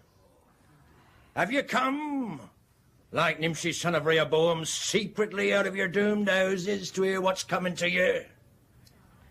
Have you come, old and young, sick and well, matrons and virgins? If there is any virgins among you, which is not likely the world being in the wicked state it is. Old men and young lads, to hear me telling of the great crimson licking flames of hellfire. Aye, you've come. Dozens of you, hundreds of you, like rats to a granary, like field mice when there's harvest home. And what good will it do you? Nout. Not the flicker of a whisper of a bit of good. You're damned! Damned! Oh, do you ever stop to think what that word means? Well, I'll tell you. It means endless, horrifying torment. with your poor sinful bodies stretched out on hot gridirons in the nethermost fiery pit of hell, and demons mocking you while they wave school in jellies in front of you and bind you down tighter on your dreadful bed. Aye, and the air will be full of the stench of burnt flesh and the screams of your nearest and dearest. I wouldn't mind a glass of water myself. You know, don't you, what it feels like when you burned your hand and taking a cake out the oven over the match when you're lighting one of they godless cigarettes? It stings with a fearful pain, don't it? Oh, it does. And you run away to clap a bit of butter on it and take the pain away. But there'll be no butter in hell! Your whole body will be burning and stinging with an unbearable pain, and your blackened tongue will be sticking out of your mouth, and your cracked lips will try to scream out for a drop of water. Would you excuse me, please? It's drier than a sandy desert, and your eyes will be... Flora felt that she could pass the evening more profitably elsewhere. Besides, she was now very thirsty. Fresh air, delicious. Perhaps there's a cafe open somewhere. Yes, there's something. Pam's Parlour. Looks pretty grim. Only one customer, I see. There might, however, be a cup of coffee. Horrors! That must be Mr. Maybag. And I know him. At least I've met him at a party in London. Oh, surely I've endured enough for one evening without having to listen to intelligent conversation. I shall ignore him and hope that he's too engrossed in his book to notice me. We're closed. Oh, dear, are you really? Well, do you mind if I sit here for a while? Suppose not. I suppose there isn't a cup of coffee, is there? And perhaps some plain biscuits? Oh, and an orange, if you have it. I'll have to see. Hello, Flora Poste. Do you believe that women have souls? I'm afraid I'm not very interested. Ah, aren't you? Good girl. We shall be all right if only you'll be frank with me. As a matter of fact, I'm not very interested in whether they have souls either. Bodies matter more than souls. You do remember me, don't you? We met at the Pole Sweats in October. Your coffee, miss. Biscuits and an orange. I brought you a spoon. Thank you very much. That orange does look good. I think I'll have one too. I adore eating things with a spoon. May I sit here? Do. We're closed. I say, that sounds vaguely indelicate. Well, look here, miss. Never mind that. Just bring me an orange and some sugar, will you? I'll have to see. Well... Oh, dear. That's what intellectuals say when they decided to fall in love with one. You're writing a book, aren't you? Isn't it a life of Branwell Bronte? Yes. It's a psychological study, of course, and I've got a lot of new matter, including 3 letters he wrote to an old aunt in Ireland, Mrs. Prunty, during the period when he was working on Wuthering Heights. Well, you see, it's obvious that it's his book and not Emily's. It's male stuff. There isn't an intelligent person in Europe today who really believes Emily wrote the Heights. I've worked out a theory about Branwell's drunkenness, too. You see, he wasn't really a drunkard. He was a tremendous genius, a sort of second Chatterton, and his sisters hated him because of his genius. I thought most of the contemporary records agreed that his sisters were quite devoted to him. Oh, I know. But that was only their cunning. You see, they were afraid that he would go away to London, taking his manuscripts with him, and they didn't want him to do that because it would have spoiled their little game. Which little game was that? Passing his manuscripts off as their own, of course. They wanted to have him under their noses so they could steal his work and sell it to buy more drink. Who for? Branwell? No, for themselves. They were all drunkards. But Anne was the worst of the lot. Branwell used to pretend to get drunk at the Black Bull in order to get gin for Anne. I proved all this by evidence from the 3 letters to old Mrs. Punter. Your orange. Oh, I see. Thank you.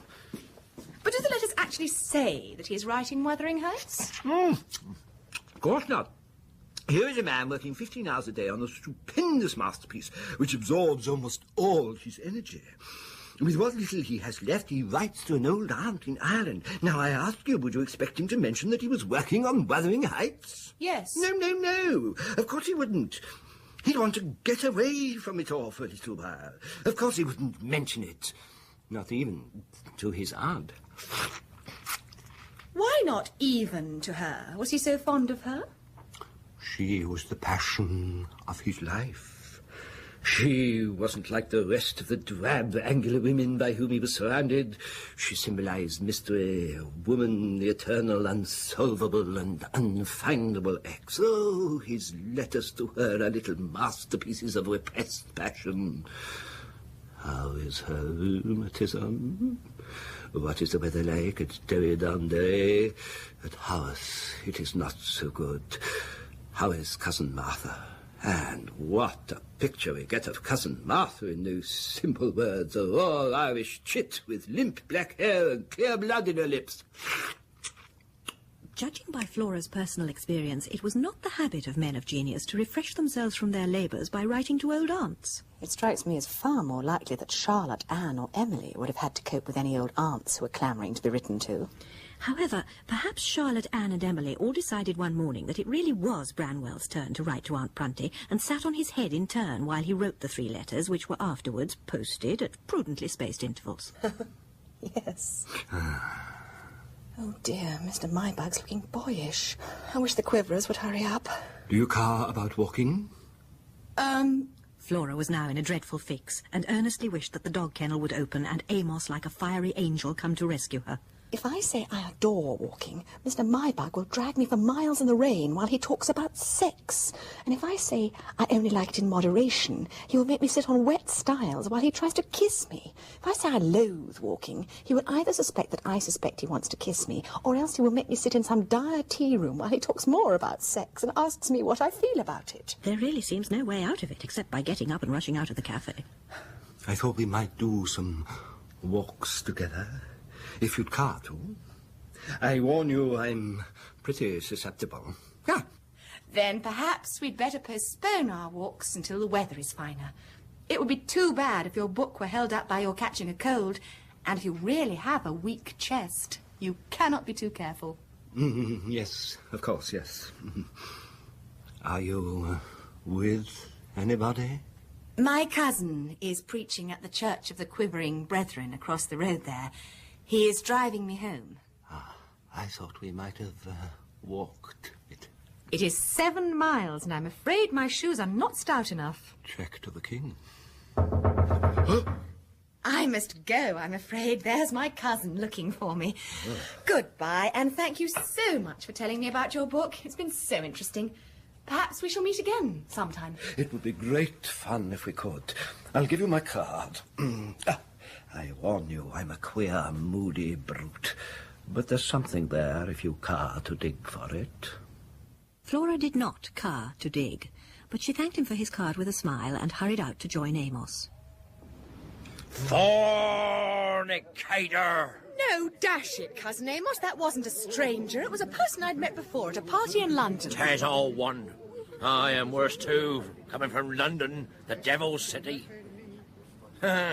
You missed a good deal not staying for the Quivering. I'm sure I did, but your eloquence was altogether too much for my weak and sinful spirit. The brethren was mightily stirred by my preaching tonight. I could tell they were. You really ought to see about going round on that Ford van, Cousin Amos. Oh, no doubt you're a devil, sent to tempt me. And they drove home in silence. It was not until Flora glanced at Mr. Mybug's card in the candlelight of her own room that she discovered that his name was not Mybug, but Meyer Berg, and that he lived in Bloomsbury. It was now the 3rd week in March. Fecund dreams stirred the yearlings. The sookbind was in bud. The swede harvest was over, the beet harvest not yet begun. This meant that Micah, Irk, Amos, Caraway, Harkaway, Ezra, Luke, Mark, and the 4 farmhands who were not related to the family had a good deal of time on their hands in one way and another. Seth, of course, was always busiest in the spring. Adam Lambsbreath was employed about the Wiestenhausen with the yearling lambs. Reuben was preparing the fields for the harvest after next. He never rested, however slack the season of the year. But the other Starkadders were simply ripe for rows and mischief. As for Flora, she was mixed up in a good many plots. Of course, some of the plots were going better than others.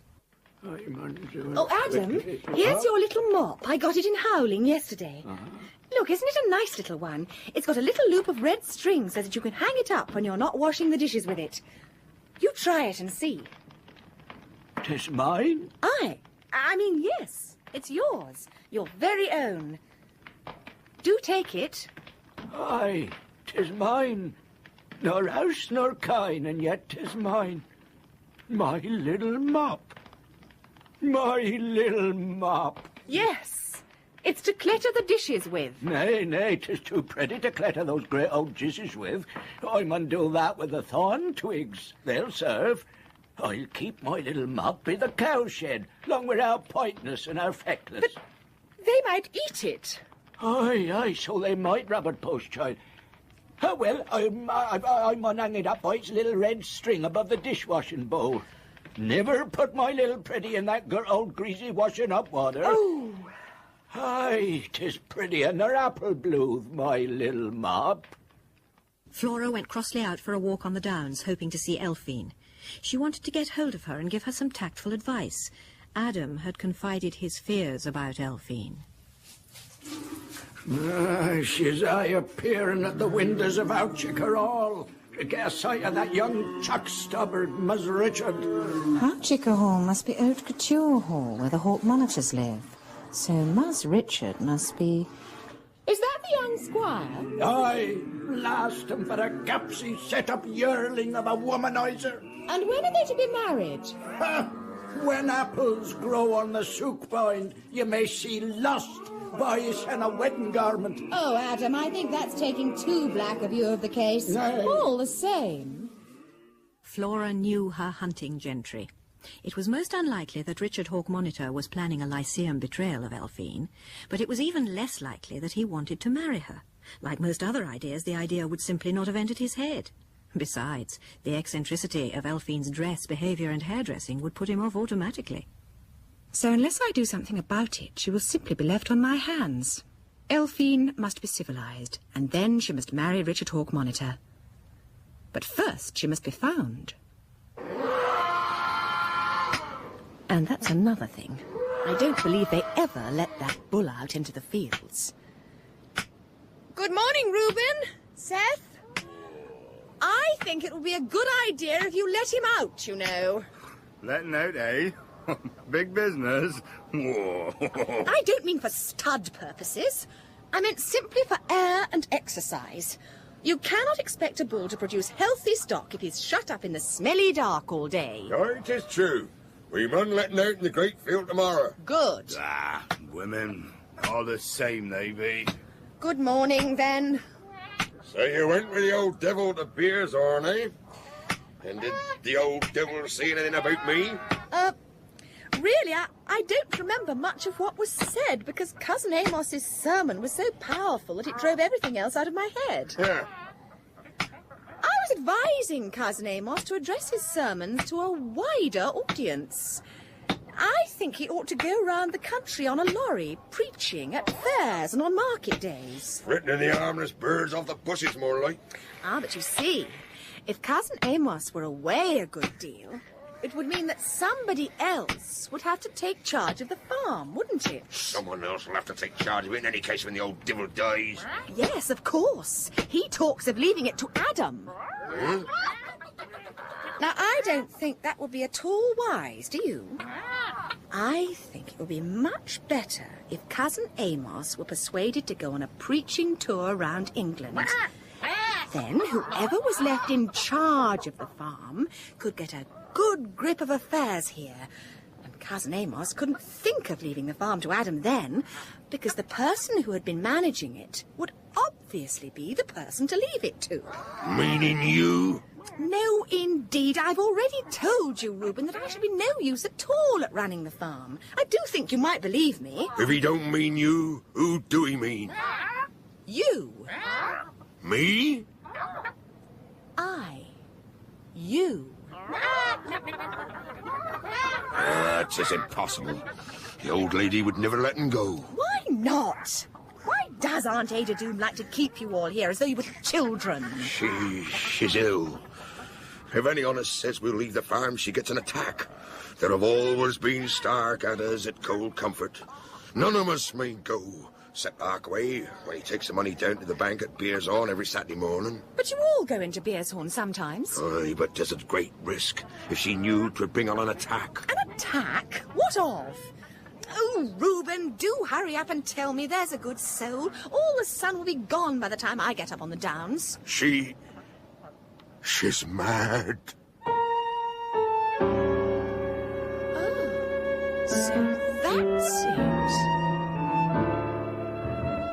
You would expect, by all the laws of probability, to find a mad grandmother at Cold Comfort Farm, and for once the laws of probability hadn't done you down, and a mad grandmother there was. How very awkward. Aye, 'tis terrible. And her madness takes the form of wanting to know everything as goes on. She has to see all the books twice a week. If we keeps the books back, she has an attack. Oh, 'tis terrible. She's the head of the family, you see. We mun keep her alive at all costs. She never comes downstairs but twice a year, on the 1st of May and on the last day of the Harvest Festival. If anybody eats too much, she has an attack. 'Tis terrible. It is indeed. It's a most convenient form of madness, too. Well, anyway, because Aunt Ada is mad, there is no reason why you shouldn't try to persuade Cousin Amos to go on a preaching tour and then manage the farm while he's away. You have a stab at it. Do we think that if I was to look after the farm while the old devil was away, he'd come back and see as I could do it and maybe leave it to me for me own when he's gone? Yes, I do. Aye, dang me if I don't din into the old devil how he must be off speechifying this very week. Cousin Flora. And much to Flora's surprise, he held out his hand to her. She shook it warmly. This was the first sign of humanity she had encountered among the Starkadders, and she was moved by it. Aunt Ada Doom sat in her room upstairs, alone. Her thoughts wound slowly round the room like beasts rubbing against the drowsy walls. And outside the walls, the winds rubbed like drowsy beasts. Halfway between the inside and the outside walls, winds and thoughts were both drowsy. How enervating was the warm wind of the coming spring. When I was very small. So small that the lightest puff of breeze blew your little crinoline skirt over your head. I saw something nasty in the woodshed. I never forgot it. That was what made me different. That... What you had seen in the tool shed. Made my marriage a prolonged nightmare to me. Somehow you never bothered about what it had been like for your husband. Even now, when you are 79, you can never see a bicycle go past your bedroom window without a sick plunge at the apex of your stomach. In the bicycle shed, I saw it. Something nasty. When I was very small. That is why you stay in this room. She ran away from the huge, terrifying world outside these four walls, against which her thoughts rubbed themselves like drowsy yaks. Yes, that's what they're like, yaks. Exactly like yaks. Outside in the world, there are potting sheds where nasty things can happen. But nothing can happen here. I see to that. None of my grandchildren may leave the farm. None of them must go out into the great, dirty world, where there are cowsheds in which nasty things can happen and be seen by little girls. You have them all. I hold them in the hollow of my hand, as the Lord held Israel. None of them has any money except what I give them. I allow Micah, Irk, Caraway, Mark, Luke and Ezra 10 pence a week, each in pocket money. Harkaway has a shilling to cover his fare by bus down into Beershorn and back. I have my heel on them all. They are my washpot, and I have cast my shoe out over them. Even Seth? Ah, me darling, me last and loveliest grandchild. He has 1 and 6pence a week pocket money. Amos has none. Judith has none. So you sit here, living from meal to meal. Monday, pork. Tuesday, beef. Wednesday, toad in the hole. Thursday, mutton. Friday, veal. Saturday, curry. Sunday, cutlets. Day slips into day, season into season, year into year. And you sit here alone, you... Cold Comfort Farm. There have always been Starkadders at Cold Comfort. Let it rot. You can't have a farm without sheds. Cow, wood, tool, bicycle, and potting. And where there are sheds, things are bound to rot.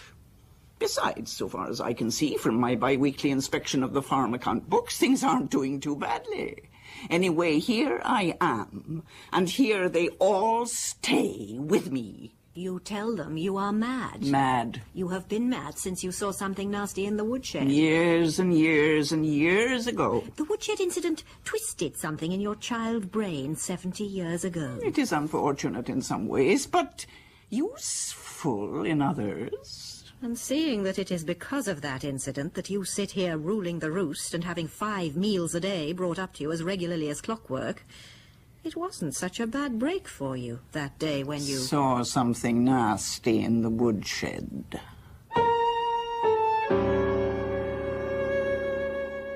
In Amos's Call, the second episode of Cold Comfort Farm, Flora Poste was played by Patricia Gallimore, Stella Gibbons by Elizabeth Proud, and Mr. John Westbrook by John Westbrook. The Starkadder family. Great Aunt Ada Doom was played by Fabia Drake, Amos, John Hollis, Reuben, Trevor Martin, Seth, Sean Probert, Miriam, Amanda Murray, and Adam Lambsbreath by Cyril Shapps. Mrs. Beetle was played by Miriam Margulies, Mrs. Merther, Diana Bishop, Waitress, Catherine Hurlbutt, and Mr. Mybug, Michael Spice. Quiverers and farm animals were played by members of the cast. Miss Gibbons's book was adapted for radio by Elizabeth Proud and directed with a further attempt at tidiness by Ian Cottrell. Hymns and other music were provided by Terence Albright, piano and harmonium, and Alison Hurry, violin. When will Flora meet Aunt Ada Doom? Will she ever find out about her rights? Remember Flora's rights? Will she manage to fend off the advances of Mr. Mybug? Can Amos actually drive a Ford van? Stella Gibbons will do her best to answer all these questions in next week's action-packed episode of Cold Comfort Farm. This video was uploaded to the channel Thinking Out Louder. Please like, comment and subscribe to the Thinking Out Louder channel. Thank you. We present Patricia Gallimore as Flora Poste in Cold Comfort Farm. or A Good Woman's Influence by Stella Gibbons, dramatized for radio by Elizabeth Proud, who is also impersonating the author. Episode 3, Elphine's Rights. Following the precepts of her mentor, the Abbé Force-Meg, as contained in his publication, The Higher Common Sense, Flora Poste is attempting to tidy up life at Cold Comfort Farm. Her plans so far have had variable success. She has still not met Aunt Ada Doom, who is apparently mad, but she has encountered an intellectual who is staying in Sussex, a Mr. Mybug or Meyerberg. She's also found an unexpected ally in Reuben Starkadder, who has agreed to help her persuade his father, Amos, to go away on a preaching tour of the country. Flora walked towards the downland path in high spirits. So long as Reuben doesn't overdo the persuading stunt. Amos is quite astute enough to see through any obvious attempt to get rid of him. Oh, how lovely to have a walk without Mr. Mybug. It cannot be said that Flora really enjoyed taking walks with Mr. Mybug. She couldn't learn to think of him as Meyerberg. To begin with, he wasn't really interested in anything but sex. This was understandable, if deplorable. After all, many of our best minds have had the same weakness. The trouble with Mr. Mybug was that ordinary objects, which are not usually associated with sex even by our best minds, did suggest sex to Mr. Mybug. God, those rhododendron buds have a phallic, urgent look. And what do the buds remind you of, Flora? Well, I don't know that they remind me of anything. God, they make me think of nipples and virgins. You know, Flora, we are walking on seeds which are germinating in the womb of the earth. It makes me feel as if I were trampling on the body of a great brown woman. I mean, look at those hills. Don't they make you think of a pair of large breasts? Not really, no. What kind of trees are these? Do you know? Are they birches? Afraid I've no idea, sorry. Oh, God, that little pool down there is shaped just like somebody's navel. I'd like to drag off my clothes and leap into it. If we all went about naked, you know, sexual desire would automatically disappear. Have you ever been to a party where everybody takes off all their clothes? No. I have. Once a whole lot of us bathed in the river with nothing on, and afterwards little Harriet Belmont sat naked in the grass and played to us on her flute. It was delicious, and so real somehow. So, taking it all round, Flora was glad to have her walk in solitude today.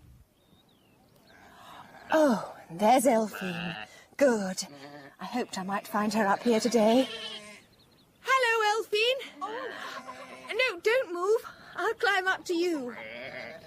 Doing the startled bird stunt again? And what a dreadful way of doing one's hair. Surely it must be a mistake. You're Flora. I'm Elphine. No prizes offered? Yes. Isn't it a delicious morning? Have you been far? Yes. No, away over there. I feel stifled in the house. I hate houses. Indeed. Do you like poetry? Some of it. I adore it. I write poetry. I knew it. I'll show you some, if you promise not to laugh. I can't bear my children to be laughed at. I call my poems my children. I promise not to laugh. And love, too. Love and poetry go together somehow. Elphine, are you engaged? There's someone... We don't want to spoil things by having anything definite and binding. Nonsense. What do you suppose will happen to you if you don't marry this someone? Oh, but I've got it all planned out. I shall get a job in an arts and crafts shop in Horsham and do barbola work in my spare time. I shall be all right. And later on I can go to Italy and perhaps learn to be a little like St. Francis of Assisi. It is quite unnecessary for a young woman to resemble St. Francis of Assisi. And in your case it would be downright suicidal. A large girl like you must wear clothes that fit. You're so handsome that you can wear the most conventional clothes and look very well in them. But do, for heaven's sake, avoid orange linen jumpers and hand-wrought jewellery. Oh, and shawls in the evening. Oh, dear. I'm progressing too quickly. I've frightened her. Come and sit beside me, Elphine. That's right. Now, what is it? Tell me. Do you hate being at home? Yes. But I'm not often there. No, it's Irk. Irk? Oh, you mean that foxy-looking little man who's always spitting into the well when he's not staring at my ankles? Yes. What about Irk? I think he wants to marry me. I think Grandmother means me to marry him when I'm 18. He climbs the apple tree outside my window, tries to watch me going to bed. I don't know what to do. And does someone know this? Well, I told him. What did he say? He said, rotten luck, old girl. It's Dick Hawk Monitor, isn't it? Oh, how did you know? Oh, I suppose everybody knows by now. It's beastly. Things are certainly in rather a mess, but I don't think we need go so far as to say they are beastly. Now, you must forgive my asking you these questions, Elphine, but does the young Hawk Monitor seem to love you? Oh, he does when I'm there, Flora. But I don't somehow think he thinks much about me when I'm not there. And I suppose you care enough for him, my dear, to wish to become his wife? Well, I know it's awfully selfish of me, but I do sometimes wish I could have Dick all to myself. And then there's this dance. Of course, I hate dancing unless it's in the woods with the windflowers and the birds. But I did rather want to go to this one because, you see, it's Dick's 21st birthday party, and somehow I think it'd be rather fun. Amusing or diverting, not rather fun. Have you been invited? Oh, no. You see, Grandmother doesn't allow the Starkadders to accept invitations unless it's to funerals or the churching of women. So now no one sends us invitations. Dick did say he wished that I was coming, but I think he was only being kind. I suppose it would be of no use asking your grandmother for permission to go. In dealing with old and tyrannical persons, it is wise to do the correct thing whenever one can. They're then less likely to suspect when one does something incorrect. Oh, I'm sure she'd never let me go. She quarrelled with Mr. Hawkmonitor nearly 30 years ago, and she hates Dick's mother. She'd be mad with rage if she thought I even knew Dick. Now listen, Elphine. I think it would be an excellent move if you went to this dance. I'll try and see if I can manage it. I shall go too and keep an eye on you. And I will take you up to town with me, and we will buy you a frock. Oh, Flora! When is this dance? Will many people be asked? It's on the 21st of April, just a month from tomorrow. Oh, yes, it'll be very big. They're holding it in the assembly rooms at Godmere, and all the county will be asked because it's Dick's 21st birthday. All the better. It will be easier for me to work an invitation. Now, let me think. Claude Hardyesque can come down to partner me because he waltzes so well. Now, who can we get to be an escort for you, Elphine? Does Seth dance? I don't know. I hate him. I can't say I like him much myself, but if he dances, I think it would be as well if he came with us. You must have a partner, you know. Or perhaps you could ask some other man. But Elphine, being a dryad, naturally knew no other men, and the only man Flora could think of who would be sure to be available for April the 21st was Mr. Mybug. It was dreadful to have no choice but Seth or Mr. Mybug, but Sussex was like that. Well, we can arrange these details later. What I must do now is to find out if anyone among my friends knows these hawk monitors. I'll ask Claude. He knows positive herds of people who live in country houses. I will go into Beershorn and telephone him tomorrow. I suppose I'd better ask Cousin Judith's permission for that. She found Judith lying face downwards in the furrows of Ticklepenny's corner, weeping. Flora put her question without mentioning the hawk monitors or their dance. And I thought I might buy some jam, Cousin Judith. Anybody can do anything they please, so long as I am left alone with my sorrow. That is very generous of you, Cousin Judith. So the following morning, Flora went by bus into Beershorn to telephone Claude Hardyesque. My dear Flora, but of course I know the hawk monitors. And what are they like? Papa is dead, but Mamma is a darling old bird whose hobby is the higher thought. There's a son who's easy on the eye, but slow on the uptake, and a healthy sort of daughter named Joan. Then do you think you can arrange tickets for this dance? If you really want to go, Flora, I think I can. Would it not be rather a tiresome affair? Tiresome or not, I'm determined to go. 4 tickets, please, Claude. As I told you, my cousin Seth will partner Elphine, and I hope that you'd agree to partner me. Of course I'll be charmed, but candidly, Flora, Seth sounds pretty squalid. Need he come? Squalid or not, he's all we can find. Unless we have that Mr. Mybug I told you about. No, I think we will rule out the Mybug. Well then, I'll write to Mrs. Hawkmonitor today and let you know. Or perhaps I'd better ask her to send the invitations direct to you, shall I? Yes, that would be best. Thank you, Claude. Goodbye.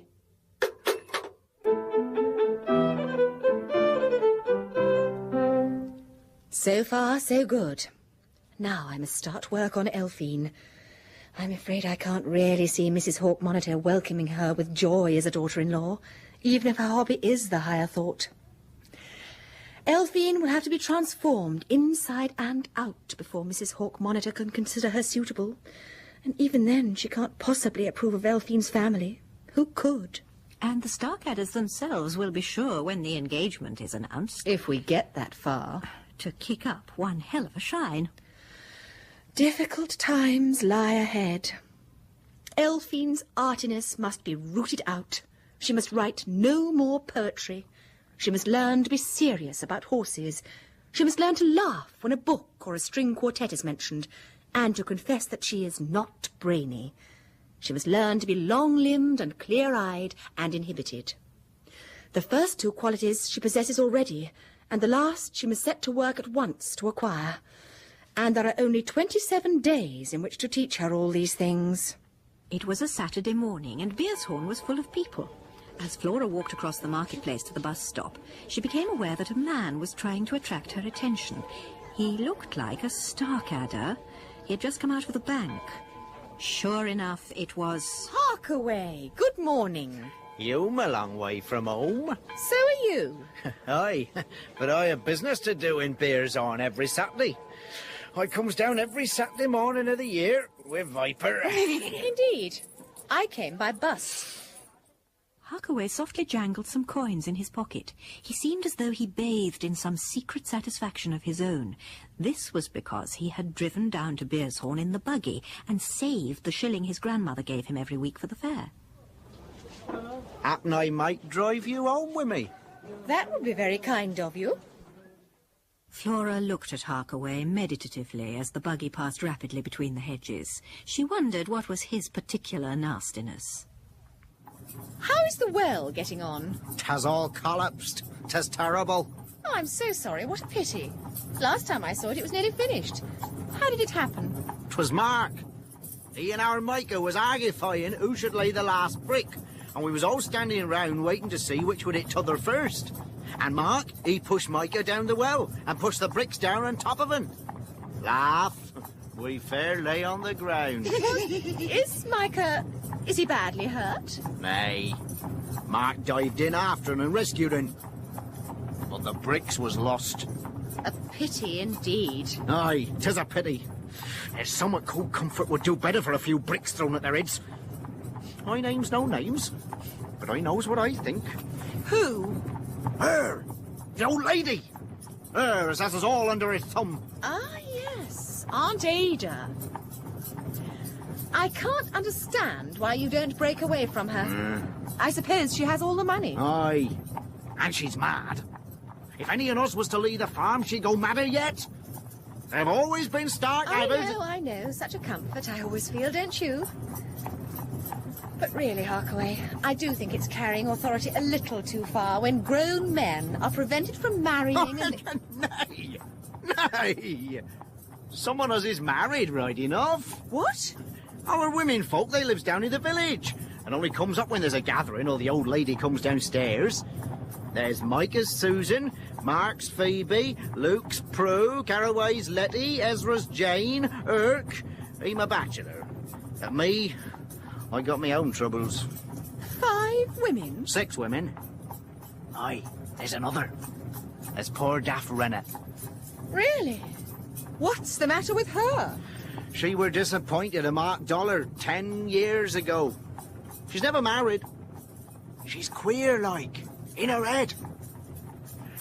Sometimes, when the souk bind hangs heavy from the passing wains, she jumps down the well. Aye, and twice she's tried to choke Miriam, the hired girl. 'Tas nature, you may say, turns sour in her veins. Flora wanted to hear no more. She felt that she couldn't undertake to rescue Susan, Letty, Phoebe, Prue, Jane and Rennet as well as Elphine. Dash it, the women must take their chance. I will rescue Elphine, and as soon as that is accomplished, I will try to have a showdown with Aunt Ada. But beyond that, I will make no promises. For the next 3 weeks, Flora forced Elphine as a gardener skillfully forces a flower in a hothouse.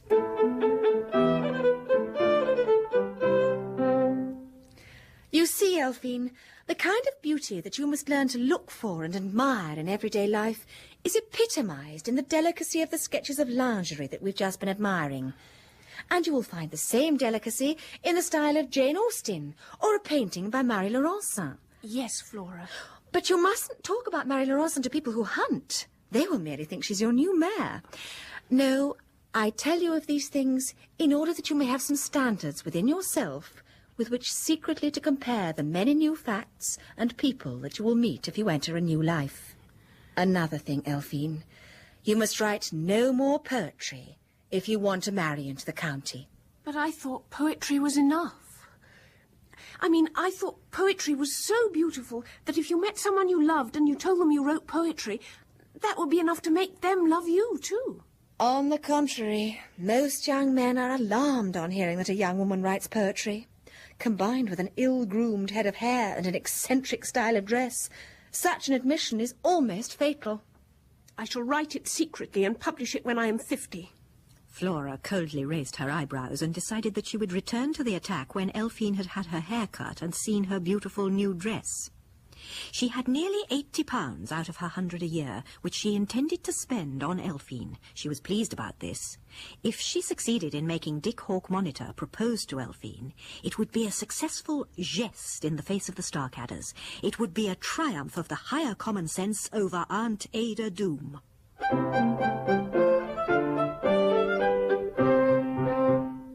Claude had written to say that they might expect the invitations on April the 19th, so Flora came down to breakfast that morning with a pleasant sense of excitement and anticipation. Nice morning, Miss Post. We can do with a bit of it. It is indeed, Mrs. Beetle. Has the postman been yet? A bit early yet, miss. He's not... Mrs. Beetle, that bull ought to be let out. Could you help me do it? Are you afraid of bulls? Yes. Oh, I am afraid of bulls. And you don't let big business out, miss, not if I stand here till midnight.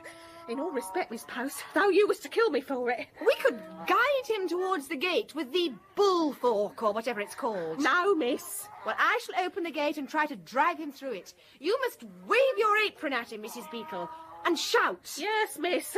I'll go up to your bedroom window and shout at him from there. The sound will carry better. Flora was now rather dismayed. She was utterly terrified of bulls, and cows too, for that matter.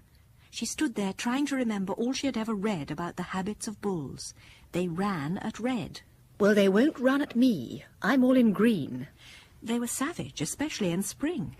And it is now the middle of April. Oh, really, I must let him out. Go on, Miss Post, I'm here!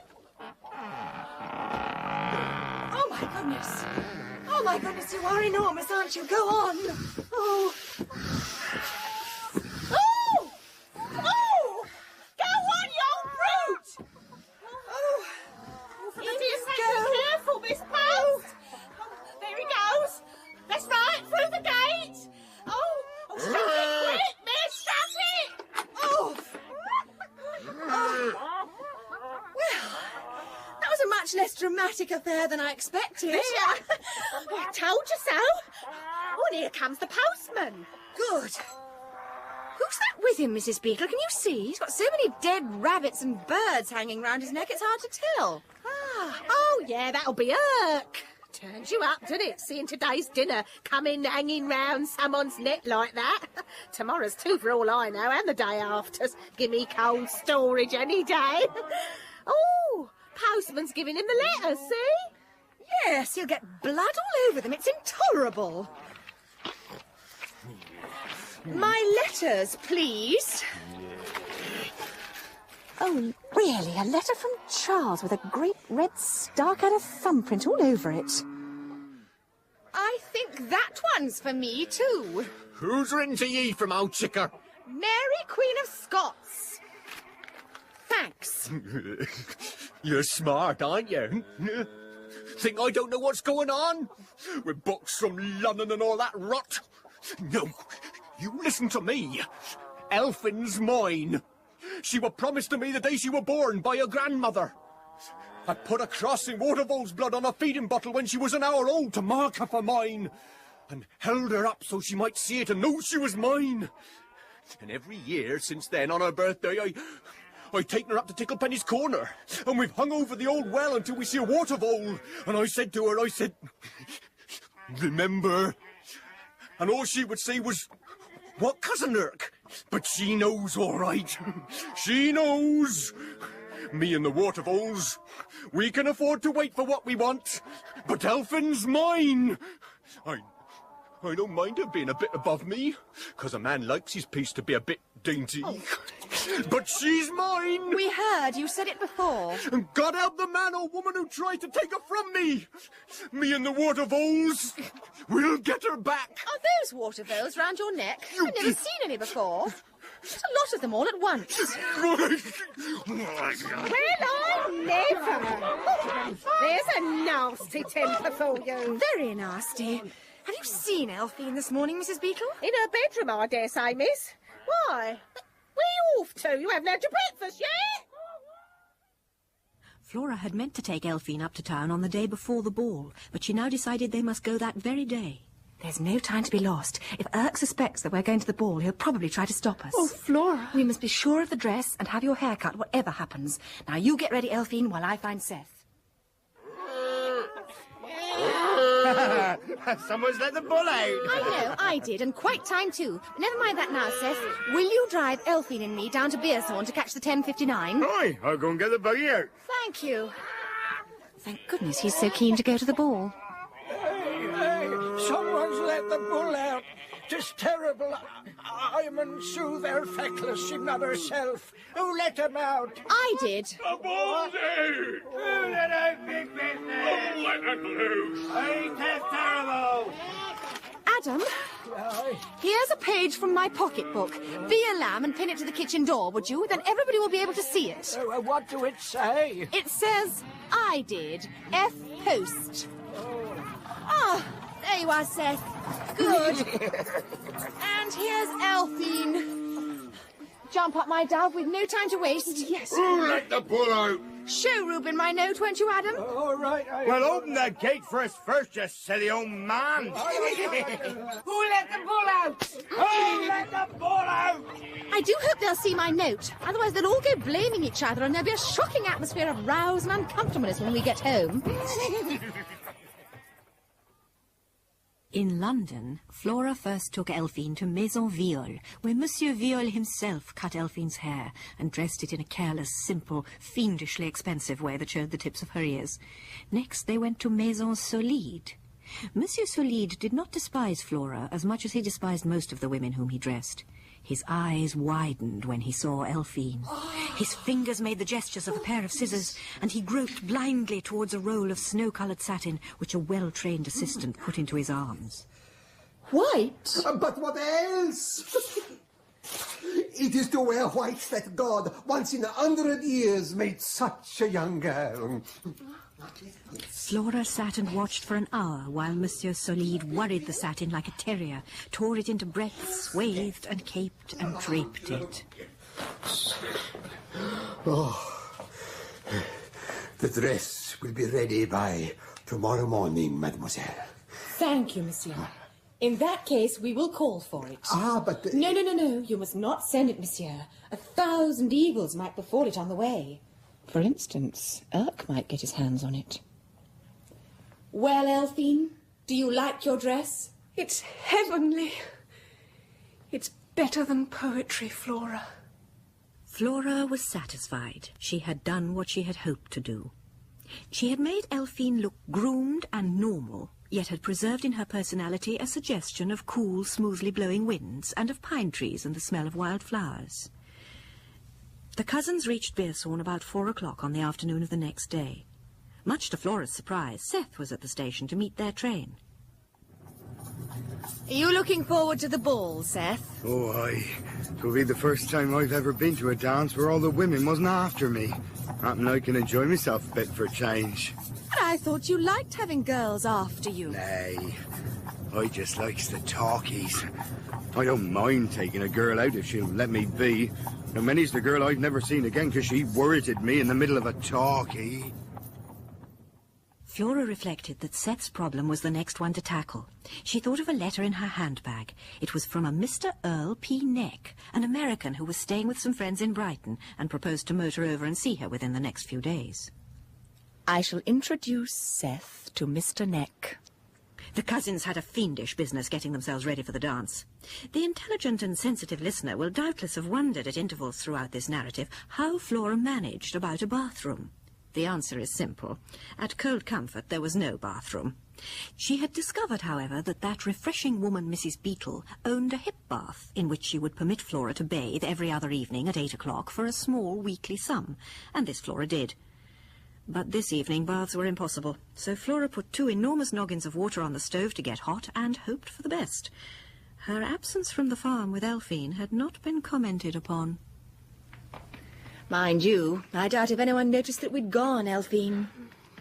What with the bull getting out and Miriam, the hired girl, having so far got through the spring without entering upon her annual interesting condition, and the beginning of the carrot harvest, which seems to be even longer and more difficult to do than the swede harvest, I suppose the Starkadders have enough to absorb them. I wonder if Aunt Ada knows. Oh, she knows everything.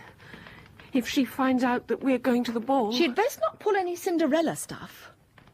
It is just possible that she may come downstairs one of these evenings. She sometimes does, in the spring. I hope it keeps fine for her. Come on, water, boil. But she did rather wonder why the kitchen was decorated with a wreath of deadly nightshade round the mantelpiece and large bunches of the evil-smelling pussy's dinner arranged in jam jars. And round the dim ancient portrait of Fig Starkadder, which hung above the fireplace, was a wreath of a flower which had dark green leaves and long pink, tightly closed buds. Elphine, what's that flower called? That's the sookbind. So that's sookbind, is it? I suppose when it opens, all the trouble begins. Judith! Judith! What is it, Mother? I mun go downstairs. Mother, you're mistaken. It isn't of the 1st of May nor the 17th of October. You'd better bide here. I tell you, I mun go downstairs. I mun feel you, all about me, all of you. Micah, Ezra, Harkaway, Caraway, Amos, Reuben and Seth, and Mark and Luke. None of you mun ever leave me. Give me my liberty, bodice girl. Yes, Mother.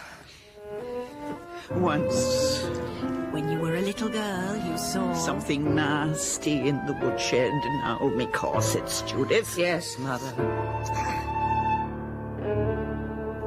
It took an hour to dress Elphine.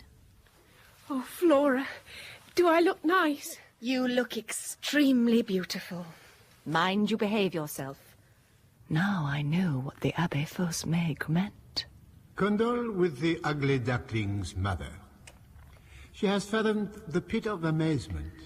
Yes, but will Claude Hart Harris miss the train? He usually does.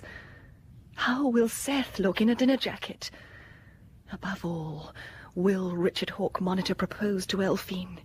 He must speak. He must. Now me boots, Judith. The elastic-sided ones. Haven't worn them since Fig died. Fig. A prickly beard, a smell of flannel, a fumbling, urgent voice in the larder. Me boots smell nasty. Where's the lavender water? Here, Mother. Sprinkle some on the boots. Inside and out. So. Now, me first petticoat. Yes, Mother. Flora, I'm afraid I feel rather sick. According to the Abbe Fausse Maigre. Vanity can rule the queasiest stomach. Shall I open it? I expect it's only Seth. Indeed it was Seth, in a ready-made dinner jacket. He looked like a panther in evening dress. There's a car coming up the hill. You best come downstairs. Is Urk anywhere about? Well, I saw him hanging over the well up at Ticklepenny's talking to the water holes an hour ago. Oh, then he's safe for another half hour at least. I think we might go down then. Elphine, are you ready? Now, not a sound. Come along. Oh, good. There's Claude. He did catch the train then. My dear, two Barbaras. I'll carry Elphine over to the car. She mustn't spoil them shoes. I'll come back for you, Cousin Flora. Why, thank you, Seth. Just before the car moves off and their adventure really begins, I think we'd better have a 3-star passage.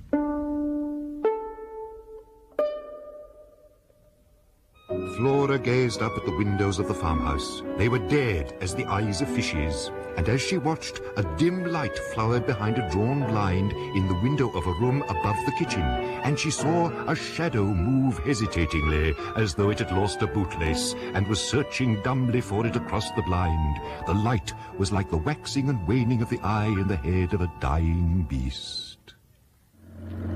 My dear, why all this fall of the House of Usher stuff? I mean, this is too good to be true. Where do we go from here? The assembly rooms in Godmere, and I, for one, am immensely bucked to be off. Well, Flora, you look extremely nice. That dress is quite charming. As for your protégée, she is beautiful. But I'm beginning to feel like a minor character out of Cinderella. Poor you. By the way, Seth, have you asked the chauffeur how he proposes to spend the evening? Oh, I shall go to the talkies, madam. Aye, there's Mary Rambeau in red heels at the Orpheum. Yes, well, that will do very well. And you will come for us at 12 o'clock, will you? Yes, madam. A red carpet had been placed down the flight of steps leading up to the entrance of the assembly rooms. On either side of this carpet was assembled a large crowd of sightseers.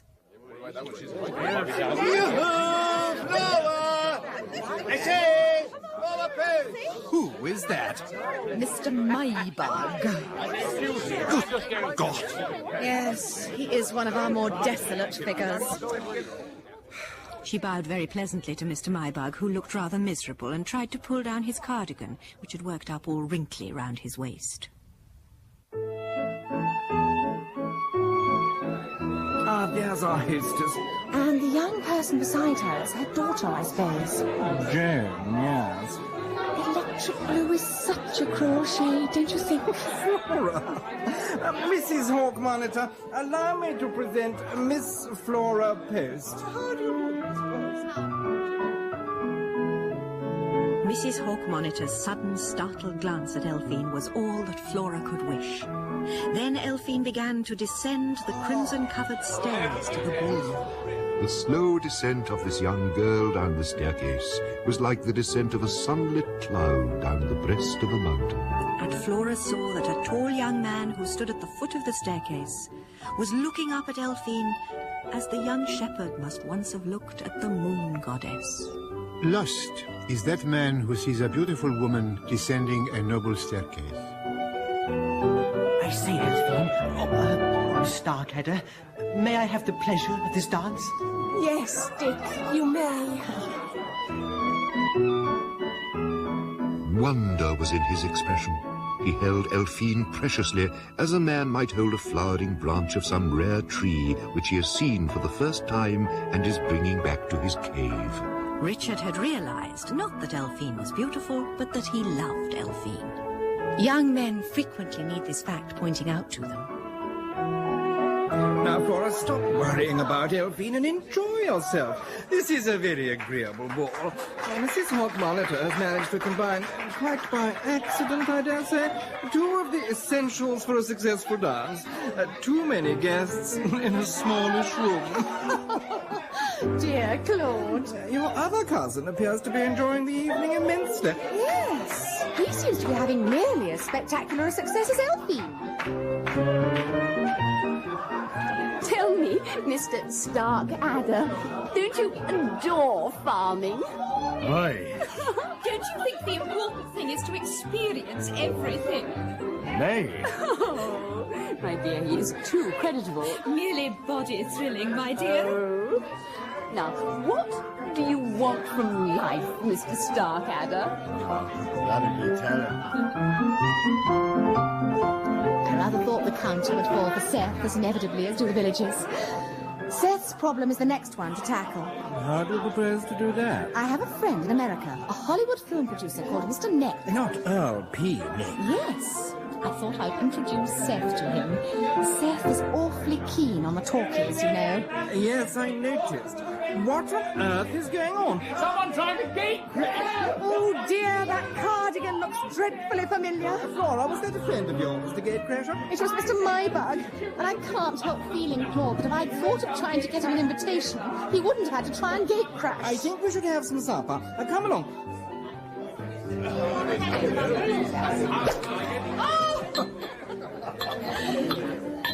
Do you know, I can't help feeling rather sorry for Mr. Maybug.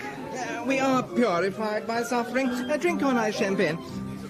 You see, he's rather fat. I always feel sorry for people who are fat. And I haven't got the heart to tell him that's why I won't let him kiss me. He thinks it's because I'm inhibited. But, my dear, he would.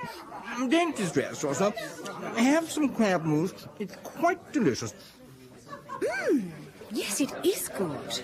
Oh, Flora, I do so want you to meet Dick. Dick, this is my cousin, Flora Poste. How do you do? I've heard so much about you. I'm so pleased to meet you. I say, awfully glad to meet you. I say, this is jolly, isn't it? Marvellous idea of the maters having the orgy here instead of in the family crematorium, what? I say, Miss Poste, it was awfully decent of you to bring Elf. I mean, it's made all the difference in the world. We're engaged, as a matter of fact. My dear, how charming. I'm delighted. I congratulate you both. Charming. We're going to announce it later. A good opportunity, what? Oh, Claude, I've done it. I feel as though I'd shaken my fist in Aunt Ada Doom's face. Elphine is rescued. She and Richard will have children and found a line of pleasant, ordinary English people who are blazing with poetry in their secret souls. How you do enjoy yourself, don't you, Florence Nightingale? I do, and so do you. Look, Richard's telling Mrs. Hawk Monitor now. Can you see her expression? No, Richard's standing right in front of her. Jane's face looks a bit strange, don't you think? Sort of blend of dismay and interest and envy. Yes, but then that shade of blue would do anything to anybody's face. Ladies and gentlemen, it's been awfully jolly seeing you all here tonight. I'm awfully glad you could all come. It makes it all so much jollier somehow. I mean, I do like a cheery mob around me, what? He must announce the engagement if he doesn't. And this is a particularly jolly evening for me, because I've got something to tell you all. Miss Starkadders and I are engaged. There, that's over. Oh, Claude. Do you think we ought to go up and speak to Mrs. Hawk Monitor? I must confess that I'd rather not. I think it would be most incorrect if you didn't, Flora. After all, you are here in the capacity of Elfine's chaperone. I suppose you're right. Come along, then.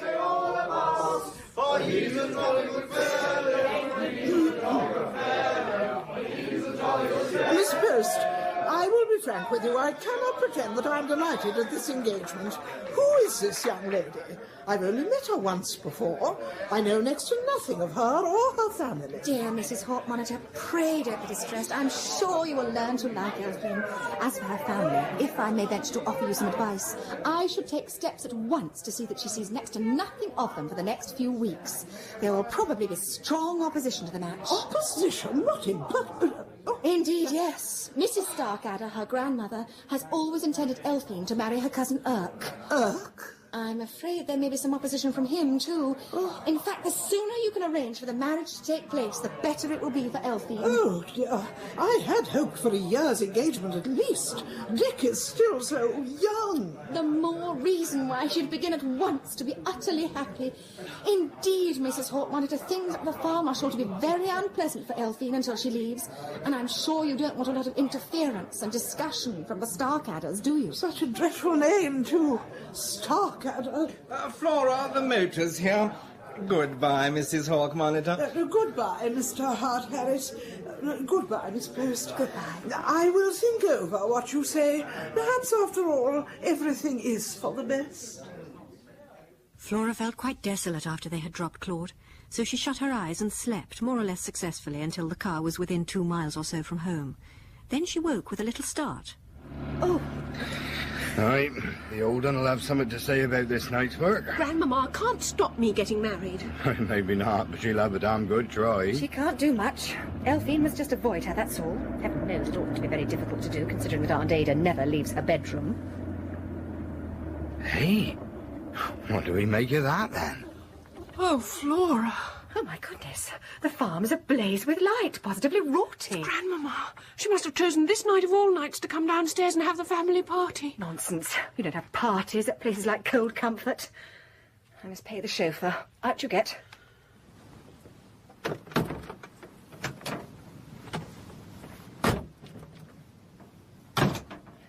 There.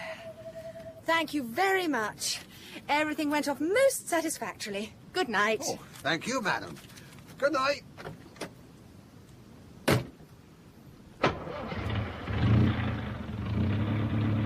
Aye, 'tis grandmother. She mowed in the counting. Oh, 'tis her, all right. What on earth is the counting? And why, in the name of all that's inconvenient, should it be held at 1:30 in the morning? Oh, 'tis the record of the family that grandmother holds every year.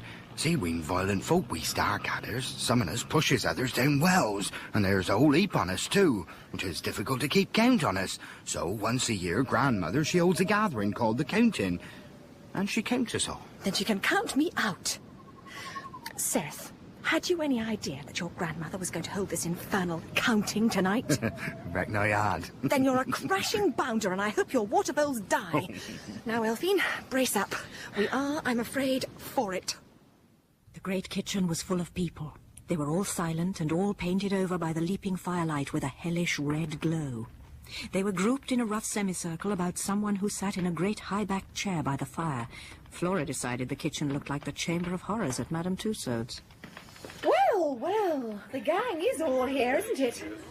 Is that big business I see there in the corner? Oh, I beg your pardon, it's Micah. All the ladies, too, I see. And what is that extraordinary smell?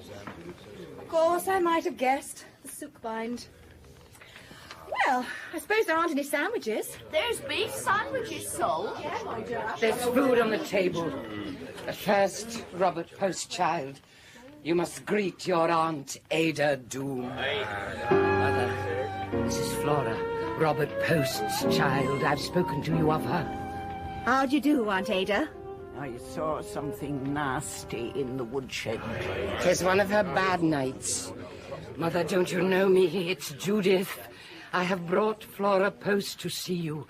Robert Post's child. I saw something nasty in the woodshed. It was a burning noonday 69 years ago. Me no bigger than a titty wren. And I saw something... Well, perhaps she likes it better that way. Flora had been observing Aunt Ada's firm chin, clear eyes, tight little mouth, and close grip upon a copy of the Milk Producer's Weekly Bulletin and Cowkeeper's Guide. If she's mad, then I'm one of the Marx brothers. Saw something nasty in the woodshed. Get away! Oh, something nasty! Take it away. You're all wicked and cruel. You want to go away and leave me alone in the woodshed, but you never shall, none of you, never.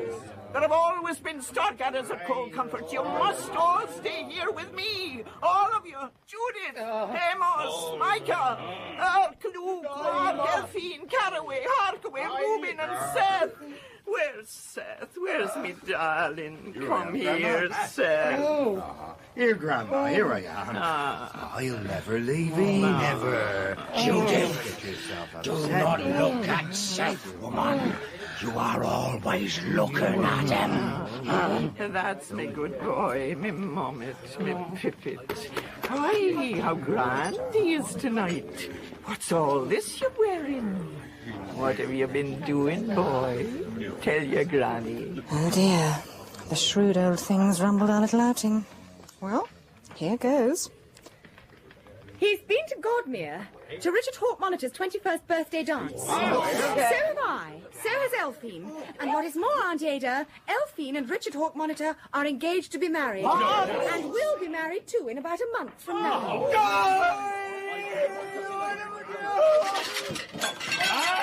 Oh, Let's face down in the beef sandwiches. Leave me be, woman!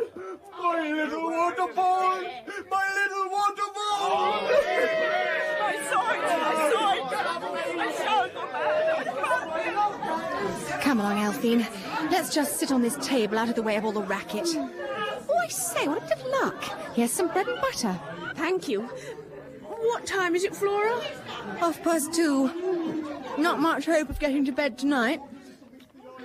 I say, who's that? The female with the perfectly flat bust and the face like a baby bird, weeping half inside the boot cupboard. It's poor Rennet. So that's poor Rennet, is it?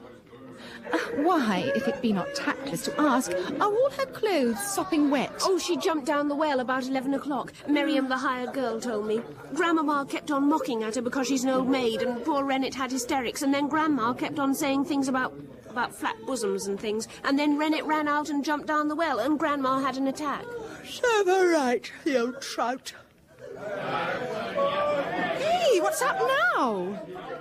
Oh, I must go where the Lord's word calls me to go and spread the Lord's word abroad in strange places. I've been wrestling and praying and brooding over it, and I know the truth at last. I mun go abroad in one of they Ford vans, preaching all over the countryside. No, I cannot bear it. There have always been Starkadders of cold comfort. You must not go. None of you must go. I shall go mad. I saw something nasty in the... I say, the way she keeps hitting people with it, the Milk Producer's Weekly Bulletin and Cowkeeper's Guide is beginning to look a bit the worse for wear. I mun go. This very night I mun go. I hear the glad voices of the angels calling me out over the ploughed fields where the little seedlings is clapping their hands in prayer. And besides, I arranged with Agony Beetle's brother to pick me up at the London milk van at 3:30, so I no time to lose. Aye, 'tis goodbye to you all. Mother, I've broken your chain at last with the help of the angel and the Lord's word. Where's me at? It is, Father. Reuben had it ready for the last 10 minutes. Aye. So you go and leave me in the woodshed. There have always been Starkadders and cold comfort, but that means nothing to you. I shall go mad. I shall die here alone in the woodshed with nasty things pressing on me. Alone.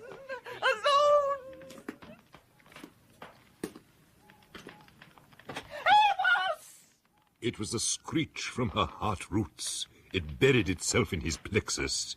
But he never turned. He stepped blunderingly out into the dark and was gone.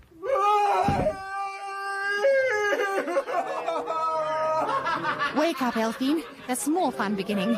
It's only 3:15. What?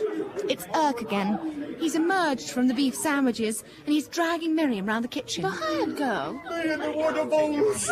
We planned a nest for her up there by Ticklepenny's well when the eggplants was in bloom. When she was an hour old, I made a mark on a feeding bottle in water bowl's blood. She was mine, and I lost her. Come here, you, Miriam. I'll take you instead. Aye, dirt as you are, I'll take you, and we'll sink in the mud together. There have always been Starkadders at Cold Comfort, and now there'll be a beetle too. And not the first neither, as you'd know if you'd ever cleaned out the larder. Goodness, I didn't know Mrs. Beetle was here. She's been cutting the bread and butter. Well, who's talking about dirt? Heaven knows you should know something about it in that coat and them trousers. Enough to turn up one of your precious water bowls, you are. A pity you don't spend a bit less time with your old water bowls and a bit more with a soap and flannel. Miriam, don't you have him, ducky, unless you feel like it. You're full young yet, and he won't see 40 again. I don't mind. I'll have him if he wants me. I can always make him wash a bit if I feels like it.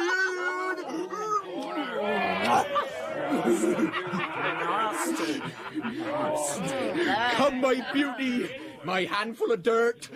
I'm on carrying thee to Ticklepenny's and show it to the water bowls. What, at this time of night? Oh, I say. Mike, you're better give an hand. As good as old as any other. Hey, Mark Dollar, hold the door open. I tell you, it's a bit of sport. Come on, then. Come on, my beauty. Hey, leave the door a minute, Mark Dollar. Happening will fall over.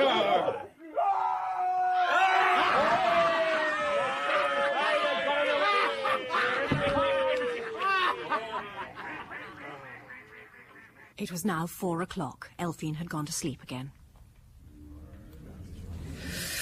Whew. Where's that draught coming from? There's a door in the chimney piece. Reuben! Come on, 'tis time we were in bed. Elfine, wake up. We're going to bed. Reuben, you are an utter lamb. Why did you? You got the old devil out of the way for me. Oh, that. Aye, and I don't forget. The farm will be mine now, surely. So it will. Such fun for you. Oh, Lord, they're off again. Well, I'm off to bed. Come along, Elfine. Good night, Reuben. Good night, Cousin Flora. I'm gonna go and count me chicken feathers.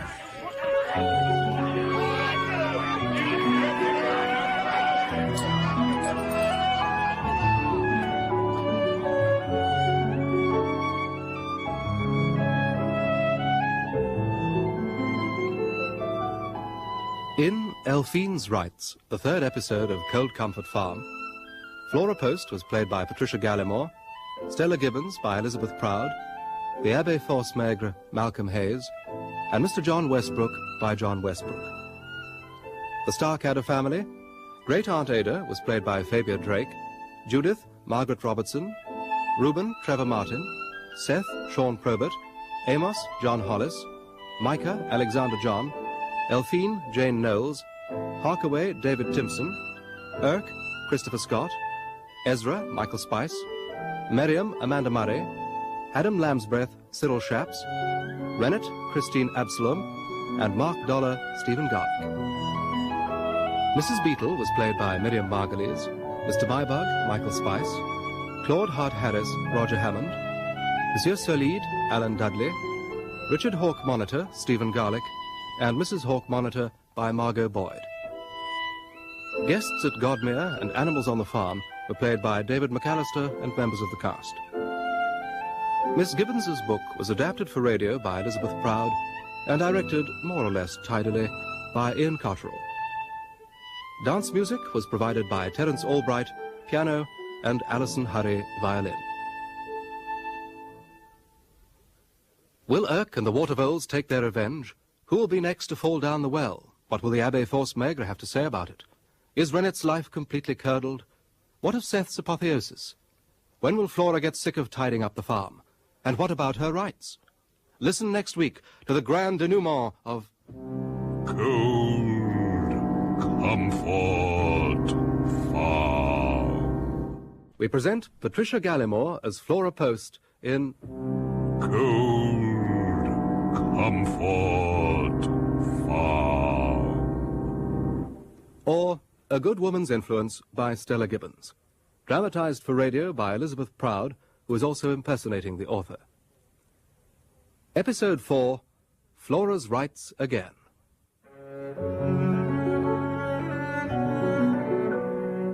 Flora has achieved Elfine's transformation and her engagement to Dick Hawke Monitor. Aunt Ada Doom has had a counting of the Starkadder family, in the course of which Amos announced his intention to leave the farm. Irk, disappointed of Elfine, rushed out into the night with Miriam, the hired girl. Aunt Ada made a terrible fuss. Stella Gibbons continues this distressingly frivolous story, assisted by Mr. John Westbrook, who will, as usual, read the more literary passages. The day following Aunt Ada Doom's counting was a Sunday, so thank goodness everybody could stay in bed and get over the shocks of the night before. At least that is what most families would have done, but the Starkadders were not like most families. Life burned in them with a fiercer edge, and by 7 o'clock most of them were up and to a certain extent doing. Reuben, for instance, who now thought of himself as master of the farm, had much to do because of Amos's sudden departure. A slow tide of satisfied earth-lust ebbed and flowed in his veins as he began his daily task of counting the chicken feathers. Prue, Susan, Letty, Phoebe and Jane had been escorted back to Howling by Adam at 5:30 that morning, and he had returned in time to begin the milking. He was still bewildered by the fact of Elfine's betrothal. Come rue, come snow, so may this man go. Hey, my little marsh ticket, my cowdling. Adam saw, yet did not see, that Aimless had lost another hoof. Come woo, come snow, so may this man go. Aye. Old Ada Doom had been carried to her room at 6 o'clock that morning by Micah, Seth, Mark Dollar, Caraway and Harkaway. She sat alone, her fingers picking endlessly at the Milk Producer's Weekly Bulletin and Cowkeeper's Guide. Powerless waves of fury coursed over her inert body. No one had seen anything of Irk since he had gone galloping out into the night carrying Miriam, the hired girl. It was generally assumed that he had drowned her and then himself. Who cared anyway? As for Flora, she was still asleep at 3:30 in the afternoon. Miss Post! Miss Post! What? There's two gentlemen to see you. Oh. Who are they, Mrs. Beetle? Well, one's that Mr. Mybug, miss. Oh. The other's a gentleman who says his name's Nick. Oh, yes, of course. How delightful. Dear Mr. Neck. I'll ask them both to wait till I come. I won't be long. Oh, right, yes. Oh, and Mrs. Beetle? Yeah? Would you bring some tea, please? Right you are, Miss Post. Good afternoon. Hello, Mr. Mybug. Laura. My dear Earl, how delightful to see you again. Well, well, sweetheart. How's the girl? Tremendously well, thank you. Oh, good. Here's our tea. Thank you so much, Mrs. Beetle. Oh, goody. Cake. Mrs. Beetle, yes. Do you think you'd find Seth for me and tell him to come here to the parlour as soon as possible? Oh, if you say so, miss. Well, now, isn't this pleasant? Shall I pour out? Do help yourselves to cake. Are you over here looking for English film stars, Mr. Neck? Yes, that's so. I want to find me another Clark Gable. Yeah, you wouldn't remember him, maybe. Oh, but I have seen him at the Sunday Film Club repertory show. Yeah? Well, I want a big husky stiff that smells of the great outdoors, with a golden voice. I want passion. I want red blood. I don't want no sissies, see? Sissies give me a pain in the neck. And they're beginning to give the great American public a pain in the neck, too. Do you know the work of Lymph? Never heard of him. There you are, Earl. Thank you, sweetheart. You know, Mr. Mybug, we got a responsibility to the public. We got to give them what they want, yet it's got to be clean. Boy, that's difficult. I'll tell you what's difficult. I want a man who can give them what they want, yet give it them so it don't leave a nasty taste in their mouths. I want a new Gary Cooper, only more ritzy. Someone who can look good in a tuxedo and yet handle one of them old-world plows. Say, I seen 4 plows since I've been over this trip. Oh. Well, who've I got? I got Tech Jones. Yeah, well, Tech's a good kid, but he's got no body urge. I got Peregrine Howard. He's a Britisher. No one can't say his name right, so he's no good. Then there's Slate Fountain. Yeah, I'll say there is, too. We keep a gang of hoodlums on their toes to sober him up every morning before he comes on the set. Oh, really? Well, what do I get out of it? Nothing. I gotta find somebody, that's all. Have you ever seen Alexandre Fin? I saw him in Pepin's last film, La Plume de ma Tante, in Paris last January. Very amusing stuff. They all wore glass clothes, you know, moved in time to a metronome. Oh, yeah? A frog, huh? A frog is all under 5 feet. I want a big, husky fella. The kind of fella that would look good cuddling a kid. Is there another cup, sweetheart? Of course. Yeah, I seen that film in Paris, too. Give me a pain. I've met Pepin, too. The poor ex-cuckoo. He is much admired by the younger men. Oh, that helps a whole heap. Oh, then your interest in the cinema, Mr. Neck, is entirely commercial. I mean, you think nothing of its aesthetic possibilities? I got a responsibility. If your frog friend had to fill $15,000 worth of movie seats every day, he'd have to think of a better stunt than a lot of guys wearing glass pants. Oh, Seth, there you are. What the? A silence fell. Seth met Mr. Neck's stare with an impudent stare of his own. A superb self-confidence radiated from him, as it does from any healthy animal. He looked exactly what he was, the local sexually successful bounder. That's it, sweetheart. That's got it. Hold it! And Seth was so soaked in movie slang that he held it for another second or so of silence. Mr. Neck surveyed Seth rather as though Seth were his dinner, as indeed he was to be for some years to come. Earl, this is my cousin, Seth Starkadder. He's very interested in the talkies. Mr. Neck is a producer, Seth. Pleased to meet you, Mr. Knack. Well, well, how's the boy? So, you're a fan, huh? You and me must get acquainted, huh? Maybe you thought of going in for the game yourself. Really? What? No, I'm not kidding. I mean it. Would you like to go on the talkies? Whee-hoo! More than anything else in the world. Well, ain't that dandy? He wants to be a movie star, and I want to make him one. What do you know about that? Usually it's just the other way around. Now, sweetheart, get your grip and we'll be off. We're catching the Atlantic Flyer at 8 tonight. Hey, say, though, what about your folks? What about Mama? Will she need squaring? I'll tell you all about that, Earl. Seth, go and pack a bag with everything you need for the journey. And when Seth had gone, Flora explained his circumstances to Mr. Neck. So it's all right if Grandma don't give it the razz, huh? Well, we must go out quiet, that's all. Tell Grandma not to fuss. We'll send her $5 grand out of the first picture he makes. Oh, boy, I got him. Will you say his name is Seth? Yes. That's kind of sissy sort of name, but it'll do. It's kind of different. Keep him guessing. Oh, boy, wait till I get him a tuxedo. Oh, boy, that'll get him. It'll take more than anyone's grandma to stop me now. Well, everything was bowling along swimmingly, and they were all standing round Mr. Neck's car in the farmyard saying goodbye, when they heard the ominous sound of a window being pushed up.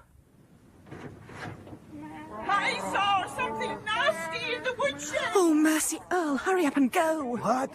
Is that Grandma? And who's the platinum blonde at the back? Yes, who is that? Oh, come on, Seth, sweetheart. We gotta make the flyer. Sure thing, Mr. Knack. Seth, where are you going? I saw something nasty in the woodshed, me baby, me darling. You mustn't leave me. I shall go mad. I can't bear it. Can it? Well, how's the girl? Seth, you mustn't go. You can't leave your mother. This is spring onion harvest, too. 'Tis man's work. You mustn't go. I saw something nasty in the woodshed. Did it see you? Gee, ma'am, I know it's raw. I know it's tough, but that's life, girl. You're living now, sweetheart. All that woodshed line, that was years ago. Young Woodley stuff. I respect a grandmother's feelings, sweetheart, but honest, I just can't give him up. He'll send you $5 grand out of his first film. Goodbye, Seth. So long, Flo. Good luck. I say, Flora, who is that? Looking out of the window. Rennet, Starkadder. Oh, what a marvellous face. She has a brittle hair-like quality. Don't you feel it? She has that untamed look you see sometimes in newly born leverets. I wish Kropotkin could see her. He'd want to put her into plaster. I say, Rennet, will you come for a walk with me? What? Now? Why not? I'm a nice cousin Judith. Anyone may do anything they please, so long as I am left alone with my sorrow. Oh, well, I hope you have a pleasant walk, Mr. Mybug. And you will remember, won't you, that Rennet has had a pretty septic life of it on the whole. She probably needs a little gaiety and simplicity. I quite understand. Flora? We are friends, aren't we? Certainly. There's a quality in you, remote somehow, oddly unawakened. I should like to write a novel about you and call it Virginal. Do, if it passes the time for you. And now I really must go and write some letters, I'm afraid. Oh, here comes Rennet for her walk. Goodbye. Rennet. The refreshing Mrs. Beetle was in the little green parlour, clearing away the tea things. Miss Elphine sent you her best love, Miss Flora, and she's gone over to spend 6 weeks at Alchickaroo. Mr. Dick came for her at lunchtime today in his motor. Nice-looking boy, isn't he? Very. Oh, so she's gone, has she? Oh, well, that's splendid. Now the Starkadders will have time to settle down and get over the engagement. And where's Urk? Is it true he's drowned, Miriam? It'd take more than him to drown her. Nah, he's as large as life and twice as natural down at mine, playing with the kids. What, the jazz band? I mean, with Miriam's children? Yeah, giving them rides on his back and pretending he's a water vole. Nasty things. Oh, you should have heard how agony created when I let on that our Miriam was going to marry one of them Starkadders. Oh, create! I thought he'd have to be picked off the ceiling. So she really is going to marry him? Oh, so I should hope, Miss Post. I don't say there's been anything wrong between them yet, but there ain't going to be neither until they're safely married. Agony stands firm by that. And what does old Mrs. Starkadder say to Urk marrying Miriam? She said she saw something nasty, as usual. Well, if I'd had sixpence for all the nasty things I've seen since I've been working at the Cold Comfort, I could buy the place up. Not that I'd want to, come to that. I suppose you haven't any idea what she really did see. I couldn't say, I'm sure. Well, I won't have a lot to tell Agony when I get home. So Agony likes a spot of gossip, does he? If it ain't spiteful, he does. He always creates at me something awful when I finish telling him anything spiteful. Oh, well, must be off now. And get his supper. Oh, there now. If I weren't forgetting, there's a postcard for you. Oh, with a picture of Canterbury Cathedral. And the postmark's Canterbury, too. Oh, it's from Amos. Praise the Lord! This morning I preached the Lord's word to thousands in the marketplace. I'm going out now to hire one of them Ford vans. Tell Micah, if he wants to drive it, he must come with me out of charity. I mean, no wages, praise the Lord. Send my flannel shirts. Fond love to all. A Starkadder. The 1st of May brought a burst of summer weather and a 3-star passage.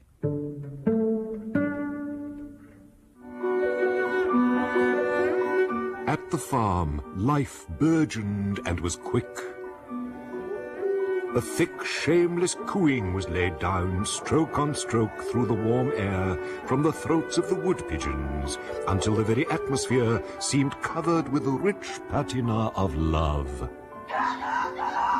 The strident yellow note of the cockerel shot up into the sunshine and wavered there, ending in a little feather tuft of notes. Big business bellowed triumphantly in the great field. Daisies opened in sly lust to the sun rays and rain spears, and eft flies, locked in a blind embrace, spun radiantly through the glutinous light to their ordained death. Mrs. Beetle appeared in a cotton dress. Flora wore green and a shady hat. Aunt Ada Doom kept her room. Where is Amos? Where is Elfine? Where is Seth? Mrs. Beetle says he's gone on them there talkies. What's a talkie? Is Mrs. Beetle mad? Are they all mad, all except me? And Urk, a Starkadder, saying he's going to marry the paid slut Miriam, and when I forbade him he defied me and jingled 3 and 6pence in his pocket. He earned it by selling watervole skins to a furrier in Godmere. Tis she, Robert Post's child. The wrong done to him has come back to roost. Curses like rookses comes home to rest in bosomses and barnses. She poured poison into the ears of my family and sent them out into the world, leaving me alone. They will all go. Judith, Micah, Ezra, Harkaway, Caraway, Luke and Mark, and Adam Lambsbreath. Then, when they have all gone, I will be alone at last.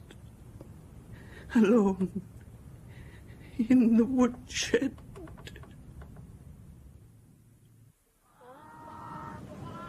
Reuben, I've had another postcard from Amos. Oh, what does the old devil have to say this time? Listen. Praise the Lord! I go to spread the Lord's word among the heathen Americans with the Rev. Elderberry Shiftglass of Chicago. Praise the Lord. Tell Reuben he can have the old place. Send clean socks. Love to all, except Micah. A Starkadder. Do he thinks and means it, Cousin Flora? Oh, yes, I'm sure he means it. It's a pity he says the old place instead of the farm. But if any question ever arises, we can always do a spot of forgery and write in the farm instead. 'Tis really mine, then. Reckon I'll go into Godmere and buy some fertilisers and new grinders and whatnot. Make a few improvements to Cold Comfort. That's a splendid idea. Will he come with me, Cousin Flora?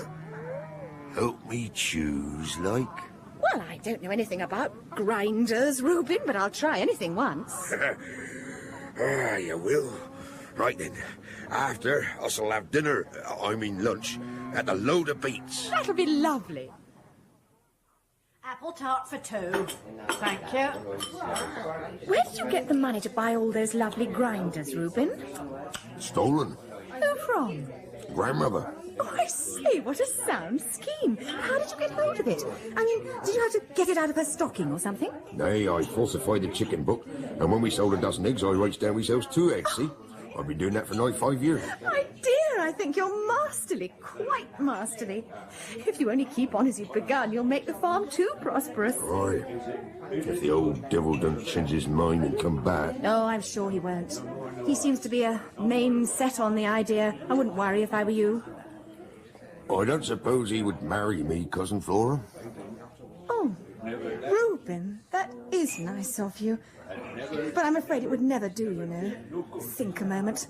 I'm not at all the kind of person to make a good wife for a farmer. I like your pretty ways.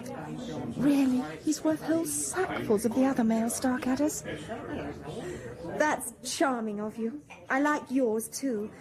But honestly, it wouldn't do. I think somebody like Mark Dollar's Nancy would be much nicer for you and more useful, too. She's not 15 yet. All the better. In 3 years, the farm will be doing really well and you'll have a really nice home to offer her. Aye. Maybe I'd best have Mark Dollar's Nancy. My chickens have been keeping her dolls in feathers for their hats these 2 years. Reckon it's only right she should have the chickens too in the end. Best finish up your apple tart, Cousin Flora. Now that Elphine was staying with the Hawk Monitors, Flora went over occasionally to tea at Haute Couture Hall. Mrs. Hawk Monitor seemed quite won over to Elphine. She's a dear little thing, Miss Post. Rather brainy, but quite a nice little thing. Yes. I must warn Elphine not to talk quite so much about Marie-Laurence en Purcell. The end has been achieved. There's no point in overdoing it. So we'll fix the wedding for Midsummer Day, shall we? I think it should be in the church at Howling, don't you? Such a beauty. Now, about the reception, Miss Post. Yes? What do you think of having it at Cold Comfort? So much more convenient than coming all the way back here, don't you think? Oh, I say. I rather doubt if that would do, you know. I mean, old Mrs. Starkadder's a bit of an invalid and whatnot. The noise might upset her. She need not come down. A tray of cake can be taken up to her in her room. Yes, I think that would certainly be the best thing to do. Is there a large room at the farmhouse, Miss Post? Several, but... Splendid. Just the thing. I will write to old Mrs. Starkadder tonight. Really? No sooner do I get one person comfortably fixed up than somebody else begins to tear up the turf about something and I have to begin all over again. Now there's a new horror on the horizon. I don't think I'll ever get the farm tidied up in my lifetime. It's true, though, that matters are better since Reuben's taken up the position of owner of the farm. Wages are paid regularly, rooms are swept out occasionally. And the male Starkadders, encouraged by the getaway of Seth, Elphine and Amos, have commanded Prue, Letty, Jane, Phoebe and Susan, to say nothing of Rennet, to come up and establish themselves in some of the empty rooms of the farmhouse. All the same, a great deal remains to be done before one could really say that Cold Comfort was in a condition to satisfy the Abbé Fosmegre. There's the problem of Judith, there's old Adam, and there's the greatest problem of all, and the hardest, Aunt Ada Doom. I think I must tackle Judith next. She's been lying in her room with the window shut quite long enough. All she's done since the counting is veil each of her 200 photographs of Seth with a little black crepe curtain. Yes, I'll beard Judith straight away. Cousin Judith, how are you today?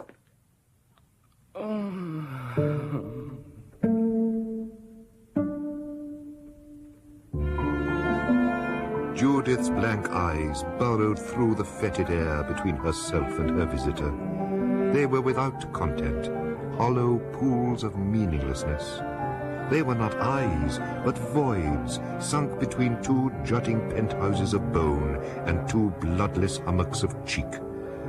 They suspended 2 raw rods of grief before their own immobility, like frozen fountains in a bright wintry air. And on these rods the fluttering rags of a futile grief were hung. Yes, well, would you care to come up to town with me tomorrow? I want to do some shopping, and I hope to lunch with a very charming Austrian, a Dr. Moodle from Vienna. Do come.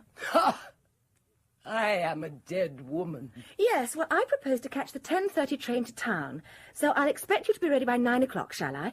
I think you'll enjoy it when you get there.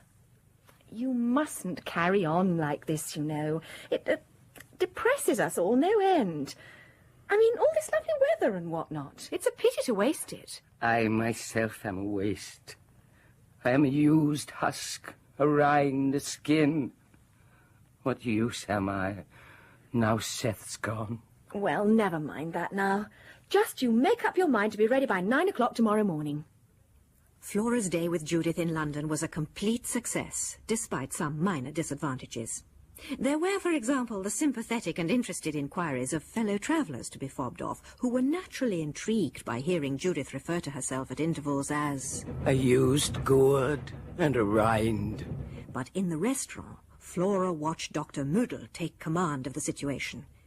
It was one of Dr. Moodle's disagreeable duties as a state psychoanalyst to remove the affections of his patients from the embarrassing objects upon which they were concentrated and focus them instead upon himself. It was true that they didn't remain focused there for long.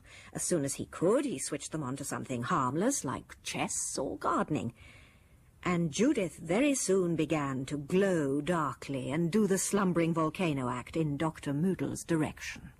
She will be all right now. I shall take her to the nursing home and let her talk to me. There she will stay for 6 months, perhaps. Then I send her abroad for a little holiday. I make her interested in old churches, I think. Old churches, yes. Yeah, old churches. There are so many in Europe. And it will take her the rest of her life to see them all. She has money, yeah? Yeah, oh, yes. Good. You must have money in order to see all the old churches you want. Well, that is all right then. Do not distress yourself. She will be quite happy. All that energy, it is a pity. Yeah. It all turns in instead of out. Now I turn it out and onto the old churches. Yeah. And now I go to pay the bill of this charming restaurant. Judith certainly looks happier already. In fact, I've never seen her look so animated and normal. I understand that you're going to stay with Dr. Moodle for a while, Cousin Judith. He has asked me. He is very kind. There is a dark force in him. It beats like a black gong. I wonder you do not feel it. Oh, well, we can't all strike lucky. But really, Judith, I do think it'd be quite a sound scheme if you went. You need a holiday, you know, after all the fuss there's been at home lately. It'll do you no end of good, set you up and whatnot. Don't worry about the farm. Reuben will look after that for you and send you a fat piece out of the takings every month. Amos. The threads which bound her to her old life were snapping one by one, yet still held her in a frail tenure. Oh, I wouldn't fuss about Amos. He's gone off to America with the Reverend Shiftglass by now, I shouldn't wonder. He'll let you know when he's coming back, don't you bother. You enjoy yourself while you're young. So that was all settled. It was with a feeling of satisfaction and with something strangely like affection that Flora caught her first glimpse of the farmhouse on her return that night to Cold Comfort. The farmhouse no longer looked like a beast about to spring. It never did to me. What? I'm not in the habit of thinking that things look exactly like other things which are as different from them in appearance as it's possible to be. Oh, quite. The farm used to look dirty and miserable and depressing. Exactly. Now it looks dirty and miserable and depressing no longer. The yard is swept clean of straws and paper. Check curtains hang crisply at most of the windows, and someone... Ezra, as a matter of fact. He has a secret yen for horticulture. Ah, and Ezra has been digging and trimming up the garden, and there are already rows of beans in red flower. I did all that with my little hatchet. But what about the window immediately above the kitchen door? Aunt Ada's room. Aunt Ada, the spirit of cold comfort, still undefeated. Hello, Duck. Your supper's on the table. Cold veal and salad. I'm off home now. Oh, and there's a blancmange, pink. Lovely, thank you, Mrs. Beetle. Oh, Miss Judith won't be back tonight. She's going to stay in London for a while. Has everything been all right? Oh, she took on something awful about Miss Judith going off this morning. Said she was all alone in the woodshed now and no mistake. She says she don't count Reuben. Well, she wouldn't, of course, him being the pick of the bunch. Still, she keeps her appetite, I will say that for her. 3 helpings of veal and 2 of suet rolly for her dinner today. Can you beat it? Oh, well, this won't buy the baby a new frock. Good night, Miss Flora. I'll be at 8 sharp tomorrow. Good night, Mrs. Beetle. Oh, good evening, Reuben. Good evening, Cousin Flora. Just lighting the lamp. Oh, there's a letter for you. From my cousin Charles. Lovely. Oh, Judith is staying in town for a while with a friend of mine. Ah, doing good. Yes, that's what I thought. By the way, Reuben, you know Mrs. Hawke Monitor wants us to have Elphine's wedding reception here. At Cold Comfort? Yes. I think she wants to shift some of the botheration onto us. Anyway, I'm anxious that the farm shouldn't disgrace you and Elphine, so I shall need some money for food and decorations and so on. Of course he will. And then, here's £30, Cousin Flora, and you do your damnedest. Thank you. Well, fancy us having a wedding at Cold Comfort. Here, what about the old one? Leave her to me. I'm thinking out a plan for coping with her. Well, thank you so much for this money, my lamb. I'll see about decorations and food at once. So Flora began her preparations, and in the intervals of superintending a simply colossal spring cleaning of the farm, the first it had received for 100 years, she kept a weather eye upon the affair of Mr. Mybug and Rennet. Of course, I'm well aware that marriage isn't the intellectual's long suit, Mr. Mybug, but I honestly think it would be best if you married Rennet. Oh, so do I, Flora, so do I. I've asked her to marry me. Really? Yes. By God, you know D.H. Lawrence was right when he said that there must be a dumb, dark, dull, bitter belly tension between a man and a woman. And how else can this be achieved, save in the long monotony of marriage? I see. And what about Rennet? Accepted at once. She's perfectly happy choosing saucepans. We'll go up to town one weekend and be married at a register office. And where will you live? Fitzroy Square. I've been promised a studio with sink. Splendid! And you must both have a share in Elphine's wedding reception. As the evenings grew longer towards midsummer, Flora would sit alone in the little green parlour, reading the Higher Common Sense. Chapter 6. Preparing the mind for the twin invasion by prudence and daring in dealing with substances not included in the outline. Aunt Ada Doom is most emphatically one of the substances not included in the outline. The trouble is, prepared for the invasion as my mind might be, what I really need is a flash of inspiration. That's enough German and Latin for one evening. A little Mansfield Park will refresh my spirits. It was over, however, at last, and the evening set in with more composure to Fanny. Fanny! And suddenly, the flash. In a few seconds, she had her plan clearly in her head. Calmly, she wrote the following telegram, which Mark Dollar's Nancy took down to the post office in Howling. Hart Harris, Chauncey Grove, Chiswick, Mall. Please send at once latest number Vogue, also Prospectus Hotel Miramar, Paris, and very important photographs Fanny Ward and Gloria Swanson. Love, Flora. The papers arrived by airmail the next day. Is that Aunt Ada's lunch, Mrs. Beetle? Yeah. Good. Then I'll take it up to her. Go on, you'll strain yourself. It weighs about half a hundredweight. Never mind. I have some papers I wish to show her. Oh. Now then, if I haven't come down by 3 o'clock, Mrs. Beetle, yes, will you kindly bring up some lemonade? Right. At 4:30, you may bring up some tea and some of the currant cake Phoebe made last week. Right. If I'm not down by 7 o'clock, yeah, please bring up a tray with supper for 2. Oh. And we'll have hot milk and biscuits at 10. Right, Duck. Now, goodbye, all of you. I beg you not to worry. All will be well. And slowly, before the fascinated gaze of Mark Dollar's Nancy, Reuben, Mrs. Beetle, and Sue, Phoebe, Jane, and Letty, Flora began to mount the stairs which led to Aunt Ada's chamber. I have brought your lunch, Aunt Ada. It is Flora.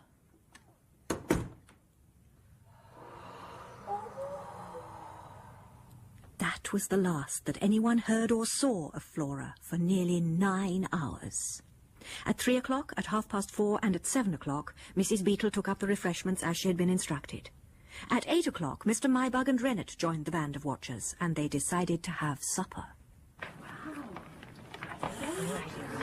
It's past 9 o'clock.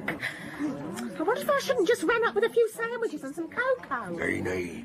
Cousin Flora told he to take up hot milk at 10, and hot milk at 10 he shall take. I won't have Cousin Flora's instructions disobeyed. All right, I only wondered. What do you suppose Flora can be saying to the old incubus? Who? Aunt Ada. I couldn't make out a single word when I collected the empty trays, but they're talking away, 19 to the dozen, that's for certain. I wonder how Seth be faring. Aye, he'll be in Hollywood by this, shouldn't wonder. And he'll run into the old devil there. Hey, Mars, never. And is our earth getting wed? How'll they fare, do we think? What I wonder is what Miss Judith can be up to in London. Aye, and why so? I know, where? Here, look at the time. I forgot the milk. I'll forget my own name next. I'll eat it up at once. Listen. Cousin Flora. Hello. You're all here, then. Hello, Mr. Mybug. Surely it's time you were in bed. Can I have that milk now, please, Mrs. Beetle? I'll drink it down here. You needn't take any up to Aunt Ada. I've put her to bed. She's asleep. We was feared for his soul. Done many times we near come up to fetch you down again. Oh, too nice of you, Letty. It was quite all right, really. Everything's settled now. You needn't worry, Reuben. We can go right ahead with the food and decorations for the wedding. In fact, everything ought to be rather good, in one way and another. Here's your milk, Doug. Cousin Flora. No one but he could have done it. I suppose he wouldn't tell us how to done. Well, it's a long story, you know. We talked for hours. Can't possibly tell you all we said. It'll take all night. You'll see on the wedding day. You wait. It'll be a surprise. A lovely surprise. I can't tell you now. It'd spoil things. You just wait and see. It'll be simply lovely. Surprise. There now, she's asleep. Like a tired child. Just like a little tired child. Paws off, Pompey. Really? Wake up now, Miss Flora. You'll sleep better in your bed. Oh. So sorry. Good night, then. Good night, Cousin Flora. 'Twere a good day for cold comfort when first he came here. My dear soul, don't name it. It's been the most enormous diversion to me. Just you wait until the wedding day, though. That is going to be fun, if you like. Midsummer Day dawned, with a thick grey haze in the air and a heavy dew on the meadows and trees.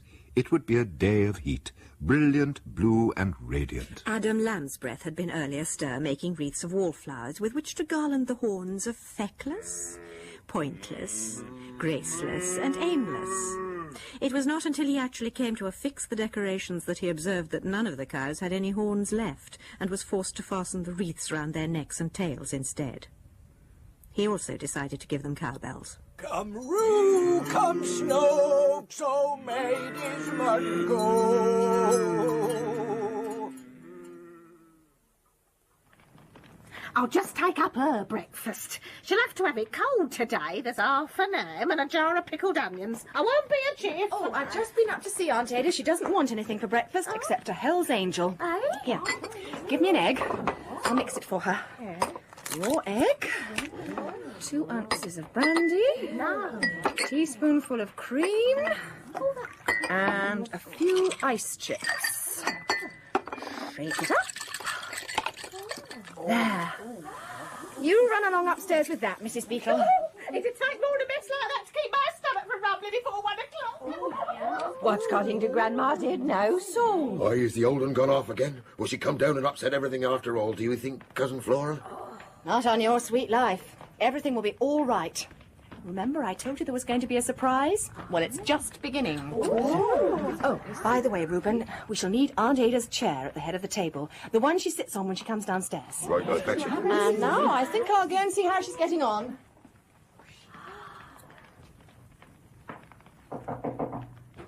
Aunt Ada? Come in, my dear.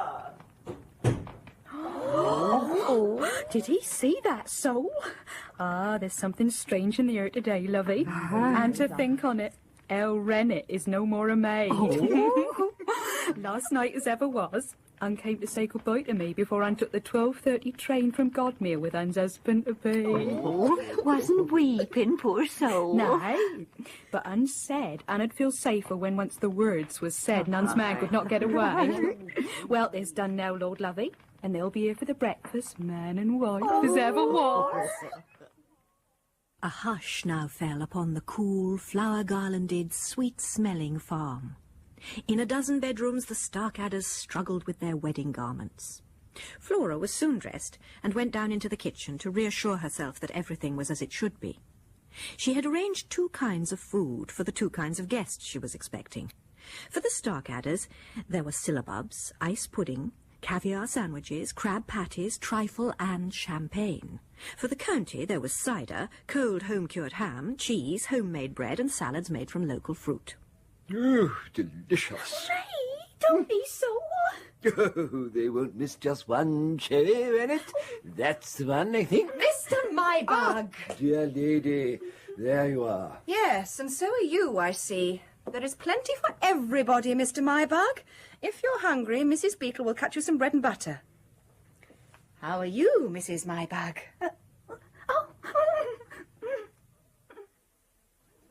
The church seemed full of Starkadders. They were all there. And all by my agency, enjoying themselves, having a nice time.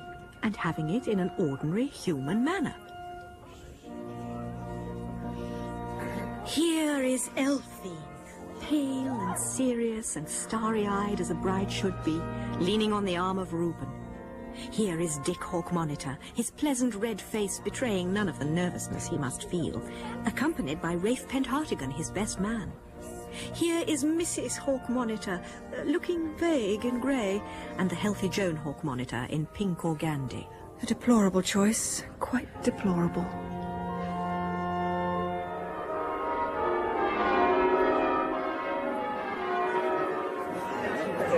Good luck, my dear. Now then, there's really no need to make such a noise. Susan, Letty, Phoebe, and you too, Prue and Jane. Several people have asked me if you're in pain or have had bad news. Oh dear, what's the matter with Rennet? Of course, Rennet. This is all the sheerest barbarism. I mean that business of throwing the shoe. See? Mr. Mybug, we're all going up to the farm now. Of course, you're coming too. Of course, dear lady, of course. Oh, all right, then you shall have another wedding. A proper one! Yes, a proper one, if only you'll stop crying.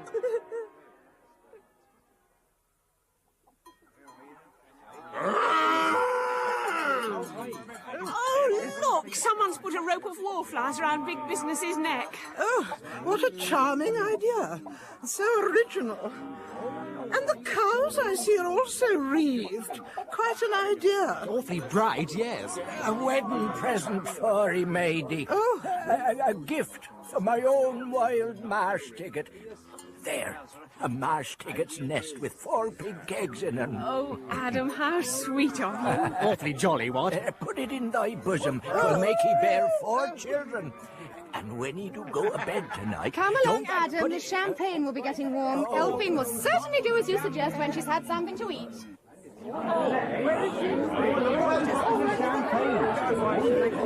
here you are. Welcome to Cold Comfort. There's Aunt Ada. This Aunt Ada Doom! Dear me, how delightful. So unexpected. How do you do, Miss Doom? Or should I say Mrs. Starkadder? So confusing. Grandmother. Awfully jolly, what? It's the old un herself. Well, you can knock me down with a warming pan. Miracles will never cease. Aye, fruit and flower by their growth we shall know 'em. I should live to see this day. Well, good people. All this is very flattering.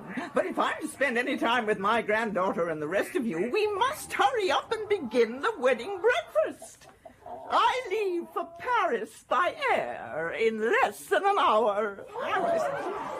Kent Hartigan, do you help me pass around the crab patties, please? I think they all need to keep their strength up, don't you? Oh, jolly good, Miss Post. Sound scheme. Spot of champers, too, eh? Soon everybody was enjoying themselves tremendously. The shattering surprise of Aunt Ada's appearance, dressed as she was from head to foot in the smartest flying kit of black leather, gave everybody something to talk about and enhanced the delicious flavours of the food. It would, of course, have been even more stimulating to the appetite if she had appeared in her usual clothes and with her usual manner and tried to stop the wedding and had been defied by the Starkadders in a body. That would have been worth seeing if you like. However, one can't have everything, and what there was good. Apparently Aunt Ada had thoroughly realised what a nasty time she had had for 20 years and had now made up her mind to have a nice one. My dear Flora, I really can't thank you enough for telling me about Miss Fanny Ward and Miss Gloria Swanson, and what a nice time they have, looking so much younger than their age, too, and for introducing me to the luxuries of the Hotel Miramar. Well, there's really no reason why a handsome, sensible old lady such as you, Aunt Ada, shouldn't have a very pleasant life. Sure, and I will remember, my dear, to preserve my personality as you advise. You shall not find me plucking me eyebrows, nor dieting, nor doting on a boy of 25. I am very grateful to you, my Pippet. Aunt Ada, there's something you can do for me, if you will. What was the wrong that Amos did to my father, Robert Poste? And what are my rights of which Judith used to speak? I feel I can't let you go off on your tour without asking you. Yes, my dear, it's right that you should know. Move closer, for I don't wish the others to hear. Aunt Ada spoke for several minutes. An observer would not have noticed much change in Flora's attentive face. And did the goat die? Grandmother, Adam wants to come to live at Haute Couture Hall with Dick and me and look after our cows. May he? We should so like him to. He knows all about cows, you know. By all means, my dear. But who will care for feckless, graceless, pointless and aimless if he deserts them? Nay! Never say that, Mrs. Starkadder, ma'am. I'll take 'em with me, all four on 'em. There's room for us all, and how chickerall. It sounds like the finale of the first act in a musical comedy. Well, well, you may take them if you want to. Oh, blessy, now blessy, Mrs. Starkadder, ma'am. I mun tell 'em to make ready for the journey. I shall go this very afternoon. Feckless, aimless, graceless, pointless. Dash it, this thing must be straightened out. Did the goat die, Aunt Ada? And what about my rights? Mrs. Starkadder, I'm so sorry to hear that you're going away at once. You must come to dinner the very moment you return from your tour of the world. Oh, so exciting. I should be delighted, Mrs. Hawk Monitor.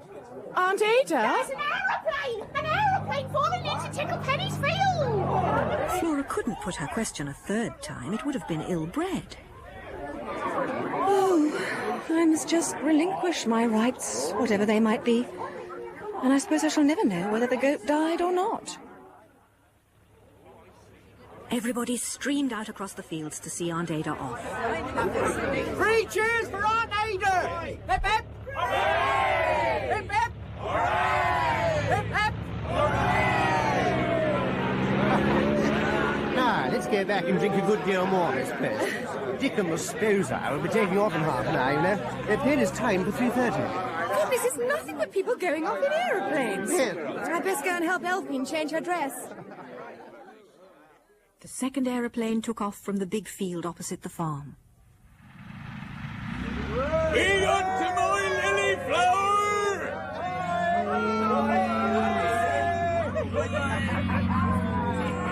I shouldn't open any more champagne, Mrs. Beetle, if I were you. Only in case of illness, Miss Post. Well, now will you come back and drink a good deal more? In a moment. I see Mrs. Hawk Monitor and Joan are leaving. I must just say goodbye. I do so wish they'd all go home. And I shall never know what it was that Aunt Ada saw in the woodshed. How I wish I'd asked her about that as well. Goodbye, Mrs. Hawk Monitor. Dear Miss Post, thank you so much for a perfect and lovely time. I'm glad you enjoyed it. Oh, yes, indeed. Now you must come and dine with us next week. I'll send the car for you. Thank you, Oh, and you must come to us, dear lady, in Fitzroy Square. We should be honoured, Miss Post, Miriam and me, if you was to come to tea at Byways. I should be delighted, Irk. Where's Byways? In Howling. 'Tis a villa what I bought. We're moving in next week. You bought it? Aye. Out of me savings from the water vole trade. Oh, I see. Well, thank you all so much. I promise to visit you all. Oh. Goodbye. Goodbye. Bye. Flora was conscious that for the last hour her spirits had been agitated and melancholy. What can be the matter with me? Well, if you get very sick of wherever it is, phone me and I will come and rescue you in my plane. Miss Post, come for a run in the old bouncer. It would be very kind of you if you'd take me down into the village, Mr. Pentartigan. I want a telephone. Delighted. Hello? Oh, hello, Charles. Is that you? This is Flora. Look here, are you doing anything tonight? Not if you want me. Well, could you be an absolute angel and come and fetch me away from the farm tonight in Speedcop II? We've had a wedding here today and I've tidied everything up and I really am rather tired. I would like to be fetched, if you could. I'm coming. What time may I be there? Is there a big field near the house? Oh, yes, just outside. Can you be here by 8, do you think? It's nearly 5 o'clock now. Of course, I'll be there at 8. Charles? Yes? Charles, I mean, it isn't putting you out or anything. By 6 o'clock the kitchen was tidy and empty. All signs of the feast had been cleared away. All was cool, quiet, blessedly peaceful.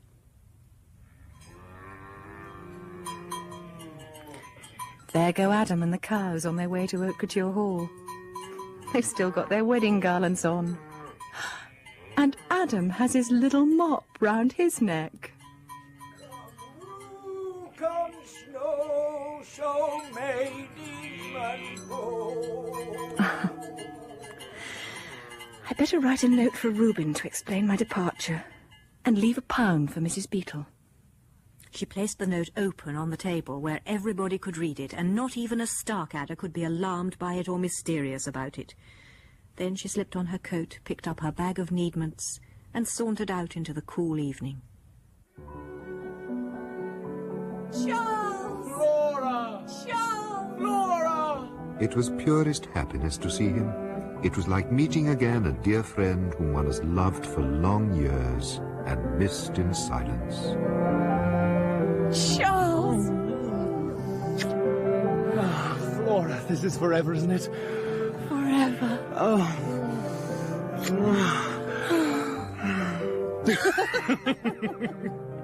Look here, I think we ought to go home, you know, darling. Charles, you do smell nice. Is it stuff you put on your hair or what? Oh, it's nice to think what years we've got to find out things like that. Quite 50 years, I should think, wouldn't you, Charles? I hope so. By the way, I don't put stuff on my hair. Oh, Flora, I'm glad I was born. Oh, Charles, you have got heavenly teeth. Don't fuss. Now, are you ready, my dearest darling? Because I am, and so's the speed cop. We'll be home in half an hour. Oh, Flora, I'm so unbearably happy. I can't believe it's true. It is true, isn't it? Say, I love you. Oh, Charles, I do. Oh. I love you so much. And look at the heavenly sky. Not a single cloud in it. Tomorrow will be a beautiful day.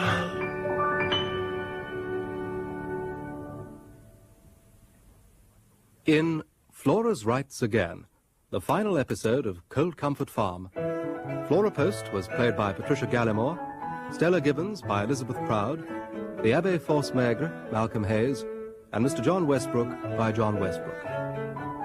The Starkadder family, Great Aunt Ada Doone was played by Fabia Drake, Judith, Margaret Robertson, Reuben, Trevor Martin, Seth, Sean Probert, Amos, John Hollis, Micah, Alexander John, Elphine, Jane Knowles, Harkaway, David Timpson, Irk, Christopher Scott, Rennet, Christine Absalom, Letty, Pauline Letts, Susan, Diana Bishop, and Adam Lambsbreath by Cyril Shapps.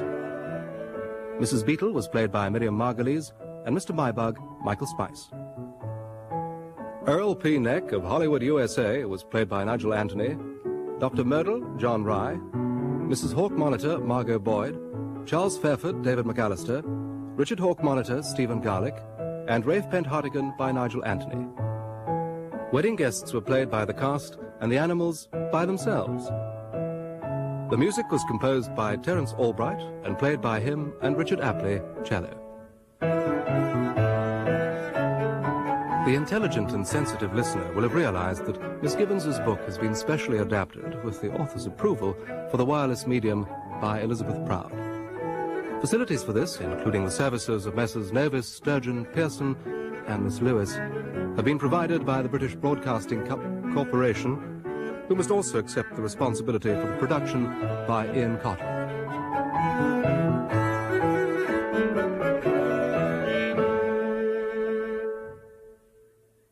Further adventures of the Starkadders, in which Irk and Mrs. Beetle's jazz band win the Eurovision Song Contest with a single entitled My Little Water Vole, Adam wins Mastermind, subject little-known phrases and sayings, Big Business wins Smithfield Show, Viper wins the Derby, and Feckless wins the pools.